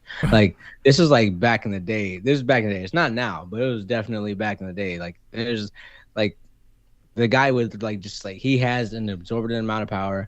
And his strength is like second to none. Like, how do you just like stiff arm somebody from side control and just stand all the way up? Like, he just gets up. Like, if he wants, he just turns like, nah, fuck it, I'm just getting up. Like, that to me is wild. So like, I'm just looking at them like, you know what? You don't need the best technique at heavyweight, man. You can just get away with raw strength. You know, and Francis Ngannou did that for the longest time. He just said, fuck it. I'm just gonna look at him when he fought Rosenstruck. He just said, fuck it. I'm just gonna throw whatever I can at him, and whatever lands. You know, the whole 18 seconds that fight there was no technical side to it except from Rosenstruck's side, where he's being like, you know what? I'm gonna do everything right. I'm gonna, you know, I'm gonna inside cut kick him. I'm gonna switch stance. I'm gonna throw this right hook off the drop step. And Francis said, "No, I smash," and just fucking just yeah. So at times, you know, it you know, you don't have to be the most technical guy, but you know, you just got to be a guy, you know, that has power. Yeah, it's funny you bring up that fight. I think of that all the time. He literally did Hulk smash. He was kind of swimming at him. Like the hands are flying all over the place. He just ran him. Dude, that was wild. Yeah, so from a technical aspect, like you're in the gym, you're one of the best strikers in bantamweight, and you see this guy do this, you're like, oh, come on, man, what's going on here? No, I've talked shit to somebody just this past Monday. He's like, the guy has like, he's strong, he's powerful and all that stuff. He's a heavyweight, trying to get to 205. But I was just looking at him like, bro, why the bro, you fucking train. Why the fuck do you suck? Like, what the fuck is going? I'm a complete asshole whenever I'm like talking to these guys, you know, because like it's a dangerous sport. So I just want to make sure that they know how serious this shit is. So I was like, hey, like, what the fuck are you doing, man? Like, bro, what the fuck was that punch? Like, go get the fuck on the bag and just like start punching, like rep this shit out. And then he ended up getting taken down by a guy who was like a 55er. He was a 55er.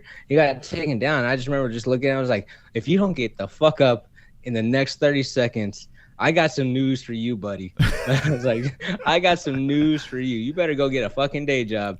Like, you better not come back. Like, go get a job. Go fucking Uber Eats or something, bro. Like, I was like being a real dick to that guy.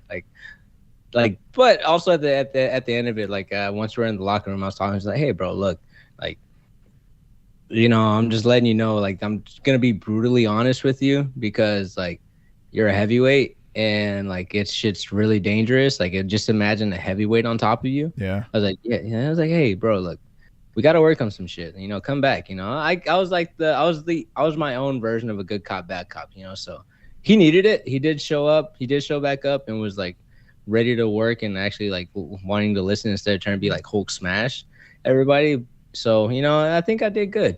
There you go. And you know, speaking of heavyweights, H-Town, Derek Lewis. I listened to a little bit of his media scrum today, and what are your thoughts on Derek, man? People are saying it's over, but he was saying he was dealing with injuries and this and that, and you're going to see a different guy on Saturday. What do you think about Derek? Man, from what I heard and from what I understand, like the times before, Derek has had back issues for the longest time, and he was like, there was points in times where he kind of had a lot of yes men around him, you know, and just like not like you're like, hey, I want to do this, and yeah, of course, like, but yeah, like, I've seen him take things seriously, you know, especially like leading up to like a big fight. I haven't heard anything this time around, you know, because a lot of the guys that would run around with him, you know, like kind of like I haven't heard from them in about a couple weeks or like yeah, actually like a couple weeks, yeah, for sure. So like I have no updates on that. I have like no idea like how his training camp went at all, but I'm taking him at his word, and you know, because that like I've seen like I've seen him bigger. I've seen him like super out of shape, you know, like. But from the last time I saw him, he looked good. So I'm taking him at his face value, you know, especially, you know, the guy doesn't stop fighting. And I'm always going to ride with Houston because Houston rides with Houston, and I'm never going to go against Derek Lewis, you know, so. Derek Lewis winning is nothing but good for the UFC. The guy is amazing, right? Like on the mic, and even his fights, even if the fight sucks, it's so funny watching him. Like he always has that home run, you know, ability. He always has the walk-off in his hands. And, you know, I hope he bounces back so bad, man. But he's got his hands full with DeLima, man. It's going to be a tough fight. Yeah, it's definitely a tough fight. I just know, like, if Derek fights like how Derek, like vintage Derek, it's going to be a terrible night for Lima. But, you know, he just has to, like, he can't fall into the whole, like, I'm just not going to throw type thing and, like kind of fall into the backing. Like, he just starts backing up, you know. He's done that a couple times, and like it's not worked out well for him, because I don't want to be with my back on the fence with the heavyweight in front of me. I definitely don't ever want to be in that position. So hopefully, if he has if his coaches were telling him right, control the center, and then from there, you know, he can stuff the takedown in open match, but against the cage, I know he's had trouble with it with guys in the past. So for me, center of the cage, and you just throw uppercuts left and right. There you go. And I'm going to ask you 2 more questions, and then we'll let you on your way. I appreciate you spending a lot of time with us tonight. It's always a pleasure talking to UFC fighters, especially guys like you, man.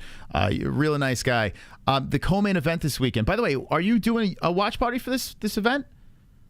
No, I'm not doing it for this event, but I am doing one for the Corey Sandhagen and Rob Font fight. So either way, I'm getting paid that day, so I'm fine. There you go. And that's at Millions, correct? Yeah, that's Millions. I'm Millions watch party. Yes, sir. All right. So check it out, guys. Live chat.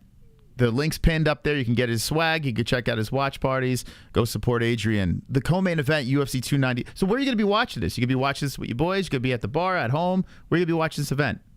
Man, it's so actually I'm gonna be in Austin. I'm actually taking a small little trip to Austin for the weekend and all that stuff. So it just depends on where I see it. I might see it at a little Woodrow's, but I don't know. It just depends where the night takes me. That because my fight's not till like after September. So do you watch all the events, or do you catch them here and there? I have actually grown to not let like fights dictate what I'm doing that weekend. So it's every once in a while I'll be able to catch them. Like if I can at least see the main card, I'm happy. I used to be the guy that you watch the very early prelims to the very last fight. But that also gave me no life, especially with how many fights there are now. Yeah. So it's like, if I can catch a main card, that's cool. So it sucks on my end because I end up missing a lot of these great up and coming guys that I wouldn't be able to see otherwise, so but at the same time I'm able to watch the highlight of what they did and then be able to go back and watch them fight. So that's the cool part about it. But yeah, watching fights has definitely taken so much of my time where I'm just like, you know what, man, I'll watch the main card, that's it. But pay-per-views are stacked like this, man, I'm trying to find a spot to watch the prelims all the way to the very, very end, because this card is just absolutely stacked. Yeah, I mean, top to bottom, and it has the BMF belt. What are your thoughts on the actual BMF belt? Do you like it? I like it. I like it because it gives it another sense of you got something to fight for. It's pretty cool. Of course, everybody I think at this point in time, Gaethje and Dustin aren't on that the fight. Your fight purse. You got your win and loss bonus. You got your win. You got your show and win money. I think they're past that, so it gives them another incentive to want to go out there and fight and win. So they become like a BMF champ. It's cool. It's cool. I've seen it done on the regional show with instead of it being bad motherfucker, it was toughest motherfucker, and I thought that was pretty cool at the time too. So, but for me, it just gives them another sense of hey, we get to fight. It is, I don't know. I feel like they should have just done an interim belt for that. Yeah. Well, it's funny in the chat. In the chat, someone's trying to expose me because I've shit on the BMF belt since day one. But let me just let me say this. I think it's good for the fighters. If I was a fighter, I would like to fight for the BMF belt. When you got knuckleheads like Makhachev and Oliveira hanging out on top, chances are you're not going to get that thing. So why not next best thing, BMF belt? Why not, right? Big paycheck, fancy belts. That's kind of cool. But as a fan, I feel duped. I got to be honest with you. Like $85 for a pay-per-view, and I'm like, you're only making us pay $85 because it's a fake belt. What are you doing? I'd rather see interim as well. Oh yeah, no, I feel like it'd be great just to have it in interim. I feel like there should definitely be an interim belt, just as a place, not even just as a placeholder, just so there's a guy that is next in line. Mm-hmm. They know that this is the next guy after the fight. You have let's just say if they were to do there's no ifs, ands, or buts. There's let's just say if Sean O'Malley and Merab, let's just say it was somebody else, it wasn't Aljo. Let's just say for namesake it was Corey Sandhagen. Now them two Sean and Merab are pretty much kind of just who deserves it more? Merab's on a win streak, but you got Sean with the name value and all that stuff. His resume not be as stacked as somebody like Merab's, but you're just kind of just who are we gonna go for? Well, of course you're gonna go with the guy that with the guy that has the pop. He's the guy that it's kind of the next, I guess, version of Conor McGregor. He has all the hype right now. Mm-hmm. Merab on the other hand, even though he has a solid line of work, you know, he doesn't get the next shot. But I feel like if they would be like, all right, well, Merab has an interim title, of course they're gonna make that fight next. You know, he has a solidified spot to fight next for the title, instead of just being like jumped over for like, you know, just because a guy has more clout than him, you know. So but yeah, I feel like it would serve good at the end of the day, you know. And let's just say like their interim champ ends up getting hurt, it's easy for them just to be like, all right, well, this guy's a backup, you know, you got the number 2 guy here. So it'd be cool to implement, but at the same time, I know for a fact they would never implement something like that, just because. And then it ends up turning into like boxing where you have mandatories and all that stuff, you know. And I'm pretty sure they definitely want to try to get away from that as much as possible. Yeah. As a fan, it sounds like a great idea, right? It does, like the interim. You can make like a silver belt or some shit like that, look a little different, but still, you know, an honorable thing to have. And then you're number 1. Like the next fight, you have that shot. I love it, but yeah, you're right? Like they would be stuck. And in certain situations, and you have this beautiful, shiny, you know, Sean O'Malley type fighter, and there goes that, you know, that's out the window. So yeah, you're right. They're probably never. Maybe if there was a fighters union, right? Maybe then something. Yeah. What do you think? Like, I think there'll never be a fighters union. I don't think, like, because for you guys to all get together and say, yeah, we're gonna fucking strike. I mean, with the Contender Series, the UFC would be like, fuck off. We're gonna hire the Joe Schmo with 5 wins, you know, and that's it. They're gonna just move forward. But what do you think about? I mean, I hope there is a fighters union, but it just doesn't seem like it's gonna happen. Yeah, no, definitely. You have to get like I'll say like this. You probably had to get like 35ers on the same track to try to get the same type of process going on. But it's so easy. It's so easy just to look at one fighter and be like what was that? Like I'm gonna make a Waterboy reference. You know, whenever he like the guy is doing the onside kick and he's looking through the lineup, he's like, oh, there's my bitch. He fucking kicks it. Like he fucking found the guy that he knew he was gonna fumble. So pretty much like you, he would be easily just being like looking across and be like, all right, I see Yanez. Fuck it, we're giving him a pay bump. I'd be like, oh well, I know I'm getting this pay bump. These guys, fuck the rest of these guys. You know, like I'm gonna go out here and, you know, they're like, oh well, you're on this contract where you're getting this. It's like, but what if we give you $1 million, you know, for this next fight? I'd be like, fuck these guys. We'll go out here and get this quick meal real quick, you know. So it's so easy for that to happen, you know. Just pay a couple guys a little bit more and a lot of guys will just start falling out, kind of dissipate the union, you know. So you would just have to have a lot of guys with the same mentality, with the same, you know, with the same ambition to get it done. And I personally don't think that's possible at all. You know, I think the only person that ever stuck to his guns on that is Francis Ngannou, and look where he's at.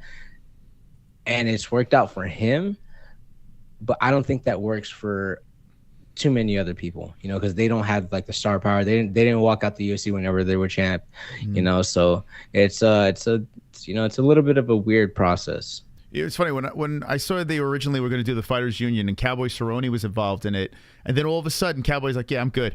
He's like, nah, I'm a company man, you know, and there was no more union and this and that.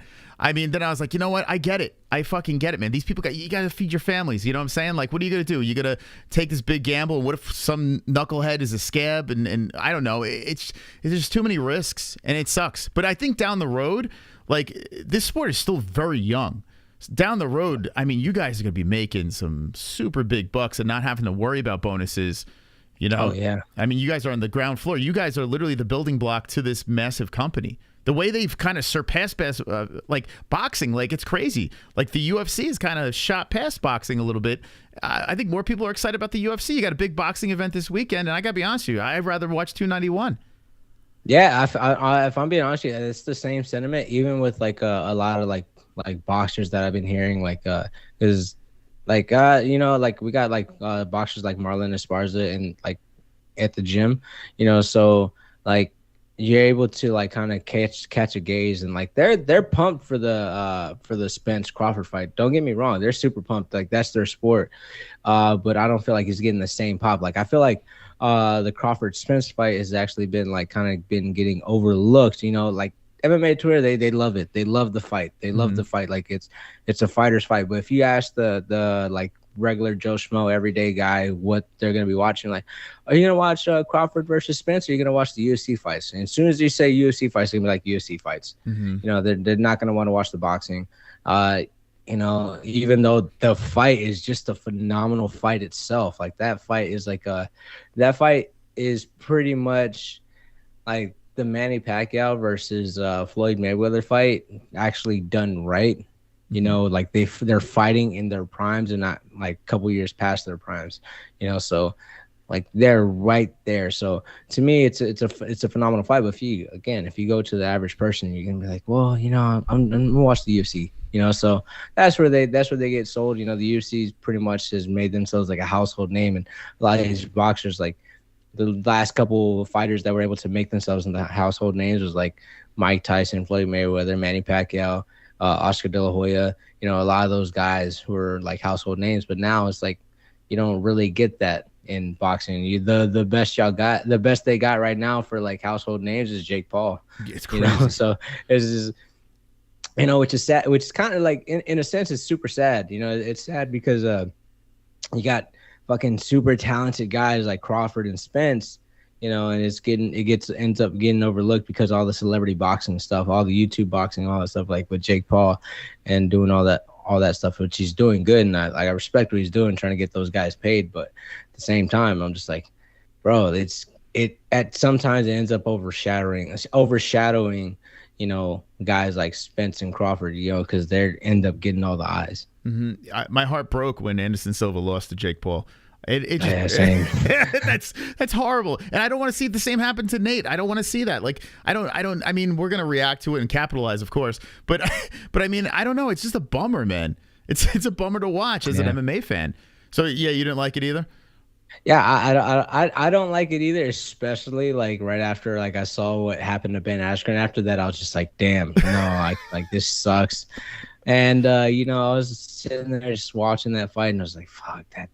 I was like, Ben, please just like cover up. And even him covering up still got knocked through the gloves. Like, fuck.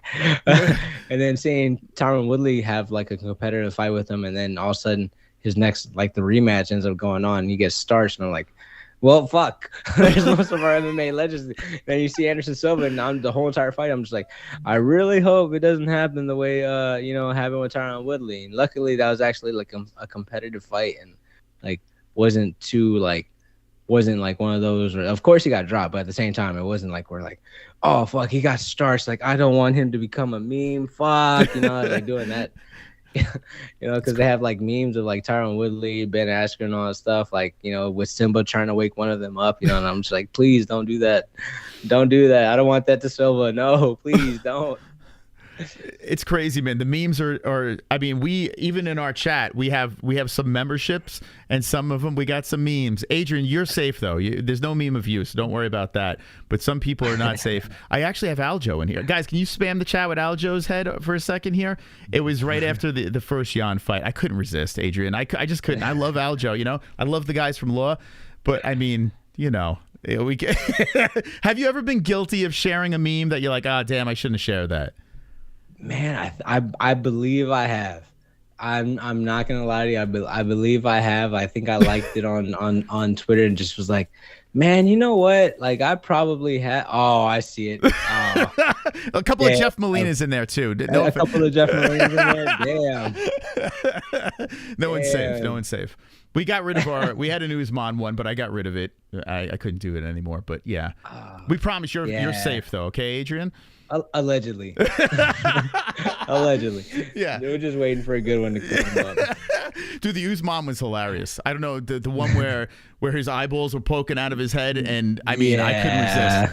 I've seen that one a couple of times. I think I liked one of those in my my training partner, Ralph, used to train with I think in wrestling with Usman. Like they're cool. Like they're cool. So I remember liking that and being like, fuck, I wonder if I hurt his feelings. Damn it. Like, so I was like, fuck, he's gonna want to wrestle fuck me like in a couple of days. Like, fuck, man, this sucks. So yeah. Did he ever say anything about it or no? Nah, he didn't say anything. He's just like, it's the game. It was like, Yeah. oh, okay, cool. I like Usman. I've always defended Usman. It was since the Ultimate Fighter. I was like, this guy's gonna be a champ. Everyone was shitting on me, and I gloated and danced around, and then he fucking got starched, and I was like, oh fuck. And then I just jumped on the meme bandwagon. It was kind of funny. But anyway, it is insensitive for armchair quarterbacks to be fat fucks like us just doing stuff like that. But did they get you bad with it? I don't recall them getting you, though. Did they? They got me with this last one. The way I felt was kind of funny. Yeah, The way I felt was kind of funny. I was throwing the left hook, and like while I was throwing it, I got hit, and so I was like leaning back, and I just remember like I saw a picture that was like me falling. I'm like, I look like I'm doing like a little like turn, like a little fall back. It was like looking at the picture. It's hilarious. Like, it's hilarious. I'm just looking at like, you know what? It's a good one. Yeah, it's a good one. You know, I want to find the camera guy and be like, bro, why'd you do that to me? Like, bro, like, I know all those guys that take the pictures. So I'm like, I'm gonna look at the Getty images. I'm gonna look to see who took it. I'm like, damn you, Roach. Damn you, Roach. It's rough, man. It's the age of social media. Internet always wins. They're undefeated, right? Oh yeah, no, for sure. Like even if you block people on there, it's always gonna live on there forever. There's always like that's the crazy thing about this.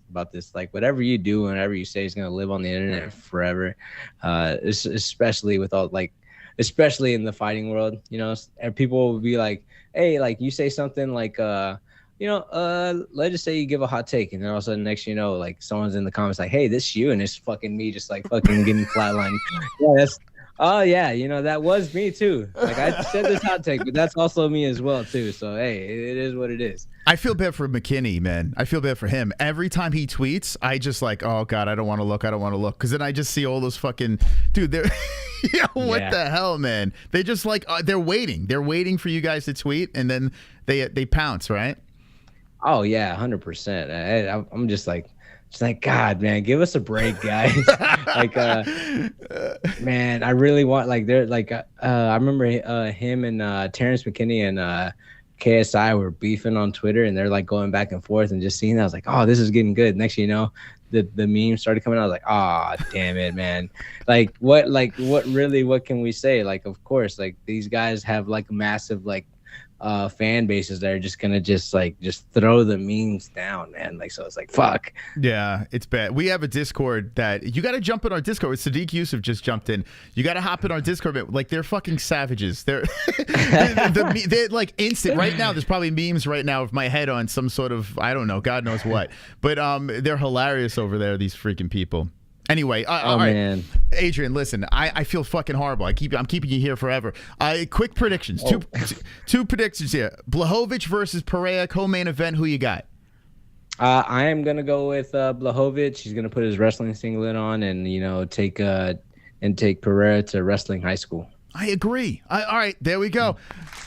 Bet the house on Jan. I want Pereira to win, actually. I'm rooting for Pereira. Nothing against Blachowicz, but I think Pereira's more fun. And Blachowicz is going to fuck him up, I think. I don't know. I don't know what the line's is like even, so... I hope he wrestles, but if he doesn't, then it's a Pereira win. I am going into this being like, no, he's going to wrestle. But if he ends up being like, you know what, I can outstrike this guy, and I'm just like, no. Yeah. Don't do that. I'm in his ear yelling, shoot! Shoot!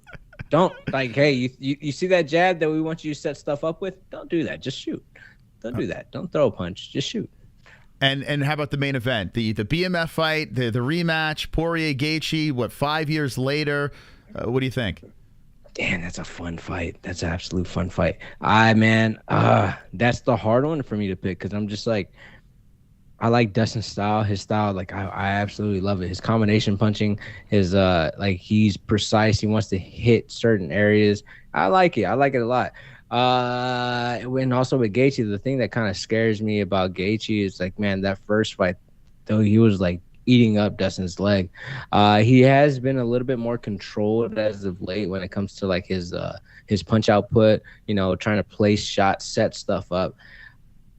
I kind of like that better for him than him just saying, fuck it, I'm just going to throw whatever I want, whenever I want, because I know I hit hard. With him being more reserved, I feel like that gives him a little bit of an edge.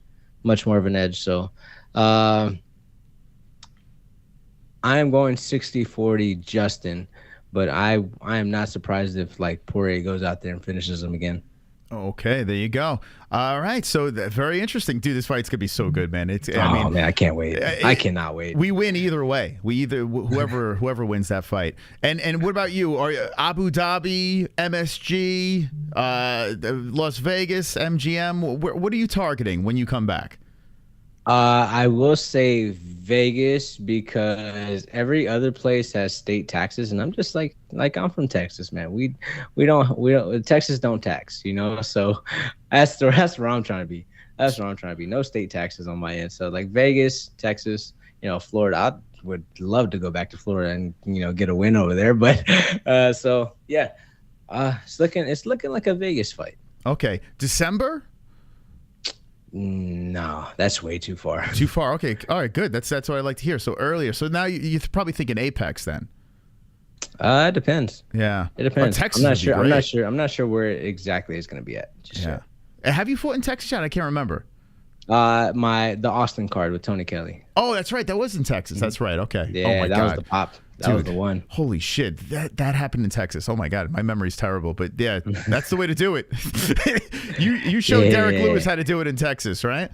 Oh yeah, man. I had everything going for me that night. In my home state against the guy who's just like flicking everybody off, and everybody in Texas is like, oh, fuck me, no, fuck you. So that's how it was, so it just made that pop a lot louder. So like, I remember walking back, and then Miss Heidi Dean, she's like runs the operations like on the ground level, like she makes sure everything runs smoothly.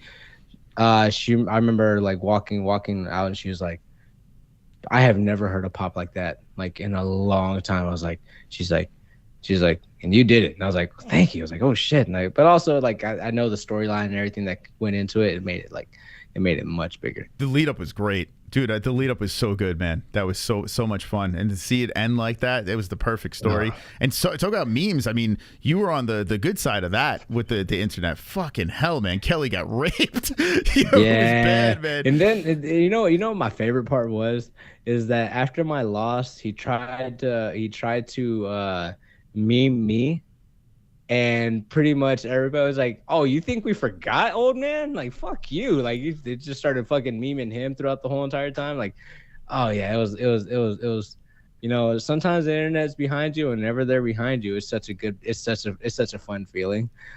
Oh, I wonder if you ever saw the bit we did. We did a bit like where I was impersonating Kelly. I was doing his voice. My mouth was on his face, and I said really insensitive things right after you fucked him up. I don't know. I got to send you that link so you can see that again. You'll probably get a good laugh out of that nonsense. Anyway, Adrian, listen, this has been a pleasure to chat with you. I appreciate you taking time out of your busy schedule, hanging with the MMA-Holes, and now's the time. If you'd like to shout out any sponsors or anything, go for it, man. Oh yeah, man. Again, I know we're both partnered with them, but yeah, Millions does a great job of like making sure that the athletes and whoever's on there, like from like MMA fighters to basketball players to football players to whatever, man, even coaches on there as well too, man, making sure that they have a platform, to help build a brand and everything. So big shout out to Millions. Also, my boxing gloves, Techniques, man, I fell in love with those gloves, man. So yeah, big shout out to Techniques, and also my lawyer who will get me out of any DUI situation, CRIS. So I got a lawyer on tap, so that's the cool part. And then on top of that, I got a guy that trained my dog and sit here in Conroe. So yeah, I got plenty more, but I don't want to bore anybody. There you go. And by the way, as you were giving your shout outs, I actually found the Tony Kelly thing. So let me play this really quick here. Here we go. Adrian Yanez. This is gonna be a delight to show you. This happened. This is June 21st, 2022. Here we go. He trains over at RC. It's good to talk to you again. Hey, it's good talking to you, Kelly. I tell you what, I thought you were a filthy Brazilian, so I didn't take up your offer, but you're not one of those filthy, dirty, cheating Brazilians, correct? It's probably best that you didn't, because I don't think it will work out after this week. I don't like a lot of things in life, but one thing I really can't stand, you know what it is, Manny?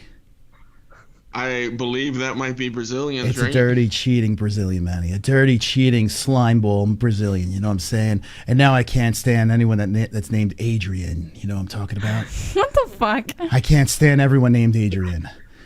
Especially the ones that flip out middle fingers at poor white guys that fall down on the ground and are hurt and injured. I was hurt, Manny. I was fucking hurt. Oh, shit. Oh, shit. There he is, Tony Kelly. We had him on the show right after the fight. Oh, man, dude. Yeah. Yeah. Fuck that guy. Listen, Adrian, man, it was a pleasure chatting with you. I appreciate you stopping by and can't wait to see what's coming up next. Come back anytime, okay, man? Oh, man. Thank you for having me on, man. Thank you so much. All right, there he is, chat. Adrian Yanez, live on the MMA-Holes. What do you say, peeps? Holy smokes. What an appearance. I had to make sure I dug that up. I was like, I know it's here somewhere. That's Tony Kelly. His face. As I was showing you guys that, I was watching his face in the corner. Dude, it's so funny, man. He's a fucking cool dude, man. He is a cool dude. He's in Texas. What the hell? Invite him Saturday. He's more than welcome. Adrian, if you're still watching. Whoa, my green screen is messed up. Yeah, if you're still watching. Why does my green screen look like this? Hold on a second. Let me fix this. Always welcome. Any fighter's welcome.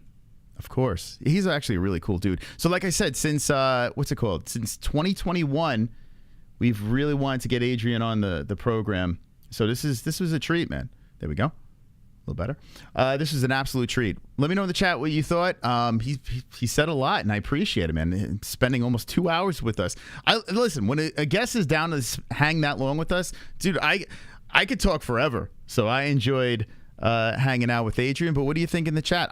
Like I said before, maybe we're a little biased, but it happened with Aljamain Sterling. It happened with the Funk Master. Okay, this man over here, very similar story.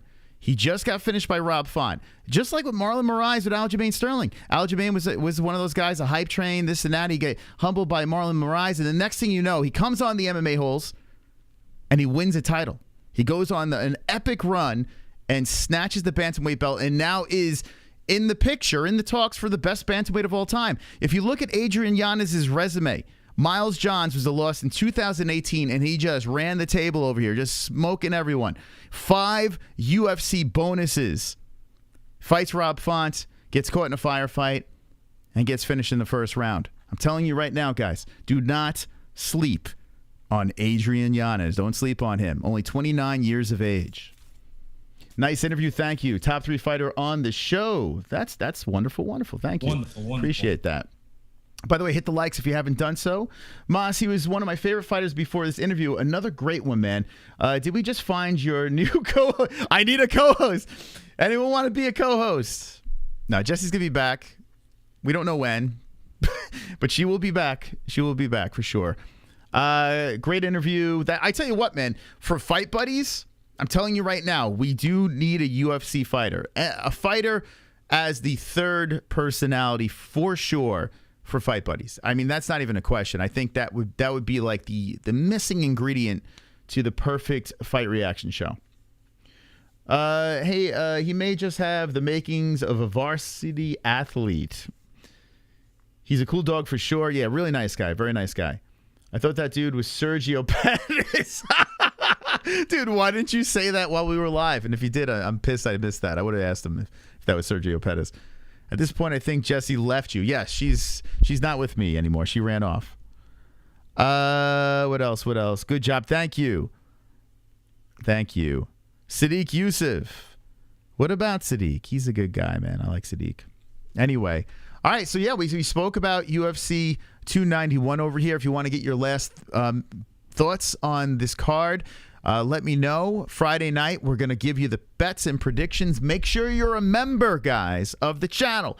Member up. Hit the join button. Become a member because we're going to be doing our prediction portion of Fuqar Friday for members only. We're going to give our Fuqar Friday stream. It's going to be a circus. We're going to talk about the fights, but the prediction portion of the show will be on the second stream on Friday. So become a member. Adam22. Did you say that while I was live? Oh shit, I missed it. If I've seen it, I would have asked. Donate $2. You could have donated, and I would have asked. If you really have something you want to ask, you hit that donation. I have no choice. Anyway, thank you guys for stopping by. Appreciate you guys, and big shout out to mybookie.ag. I want to make sure. By the way, No, I think the giveaway's over. So if you didn't do it, you're fucked. Anyway, go to mybookie.ag. That's the website. Use promo code MMAHOLES for a 50% match on your first deposit. The best place to make a bet, mybookie.ag. By the way, if you missed the odds maker of mybookie.ag on the program, he was on Monday night. So just after this, run back to the Monday stream. You can see all his thoughts on the lines for UFC 291. He gave some of his predictions as well. He gave very good advice. And I got to be honest with you, if his boss watched the appearance, he might be fired from MyBookie. So go over there and check that out. But mybookie.ag, use promo code MMAHOLES for 50% match on your first deposit. I just want to see this contest might be over. So if you didn't do the Dustin Poirier thing, I mean, they were literally giving away gloves, and you just let it slip between your fingers. Let's see. I want to double check what the date was. I think it was the 25th. We getting gold date. So I sent him a text. I'm not going to follow up. I'm just going to let it simmer. Okay, I've been going back and forth with him before, but I did send his text out, the invite out. I don't know if he's in town. I have no idea. So I'm not sure yet, but once we find out, I'll let you guys know. We will see. We shall see. I'm not quite sure. Oh, Sadiq, guess who's back? Wait, what? What? Sadiq Yusuf tweeted, guess who's back? Is he clear? Is my man clear to fight? Dude, that'd be sick. That would be sick. So he says, guess who's back? Sadiq Yusuf. Super Sadiq. That'd be awesome, man. That'd be awesome. So that was tweeted. I just saw that now. Look at KHAMZAT Chimaev, by the way. Paulo Costa puts up a... Yo, Sanosi being so hard on Sadiq, man. That's crazy. That's crazy, Sanosi. Sadiq's like a fucking cool-ass dude. You could disagree on things. What the hell? So Khamzat is yoked. He is jacked up before this Paulo Costa fight. Dude, this is going to be hilarious, man. This thing is going to be like, it's going to be a complete car crash between these two. Both guys going to be all chiseled up, glistening under the lights, just smashing into each other. It's going to be nuts. That's going to be nuts. So that's on UFC 294. Two meatheads going at it. If you missed Adrian Yanez, run it back.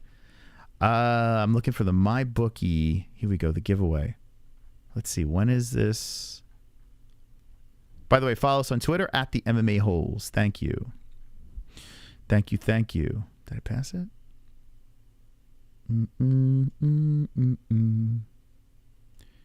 Let's see, when was it? Is it done? So only 72 retweets. So maybe some of you guys listened. Here's the giveaway. Man, so you have like a 1 in 72 chance. That's actually pretty freaking good. Oh, wait, hold on. It ends the 29th. Okay, you guys still have a shot. So go over to our Twitter at the MMA-Holes. You still have a chance to win the MyBookie gloves. The 29th is the last day to do this. That's great news. All right, campaign ends July 29th. So you still have a shot at this thing. Listen, there's 5 prizes. There are 2 gloves that are being given away. The first place and second place prize get the signed glove by Dustin Poirier. Third place, you get some a mixed pack of his Louisiana style, I guess, hot sauce. So third, fourth, and fifth, you get hot sauce, and then free plays on top of that. But it's completely free to get in. If you're placing bets and you're on the MyBookie, go follow the instructions on their website over here. Go retweet this post, and you are one step closer to getting these autographed gloves by Dustin Poirier. Now, if we win, I'm just going to send these gloves. I'm going to do a giveaway for these things on our channel. But if you guys win, it's yours. So go get it, baby. Go get those signed gloves by Dustin Poirier, DP, the Diamond, who is fighting main events, UFC 291, courtesy of mybookie.ag. There you go. Shout out to mybookie.ag.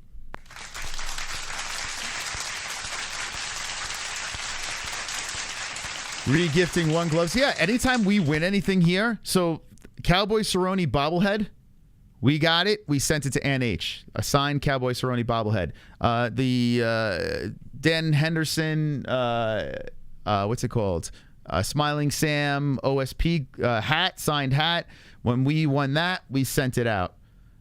Anything that we win over here, I'm not gonna keep. I'm gonna give to our audience. That's what I do.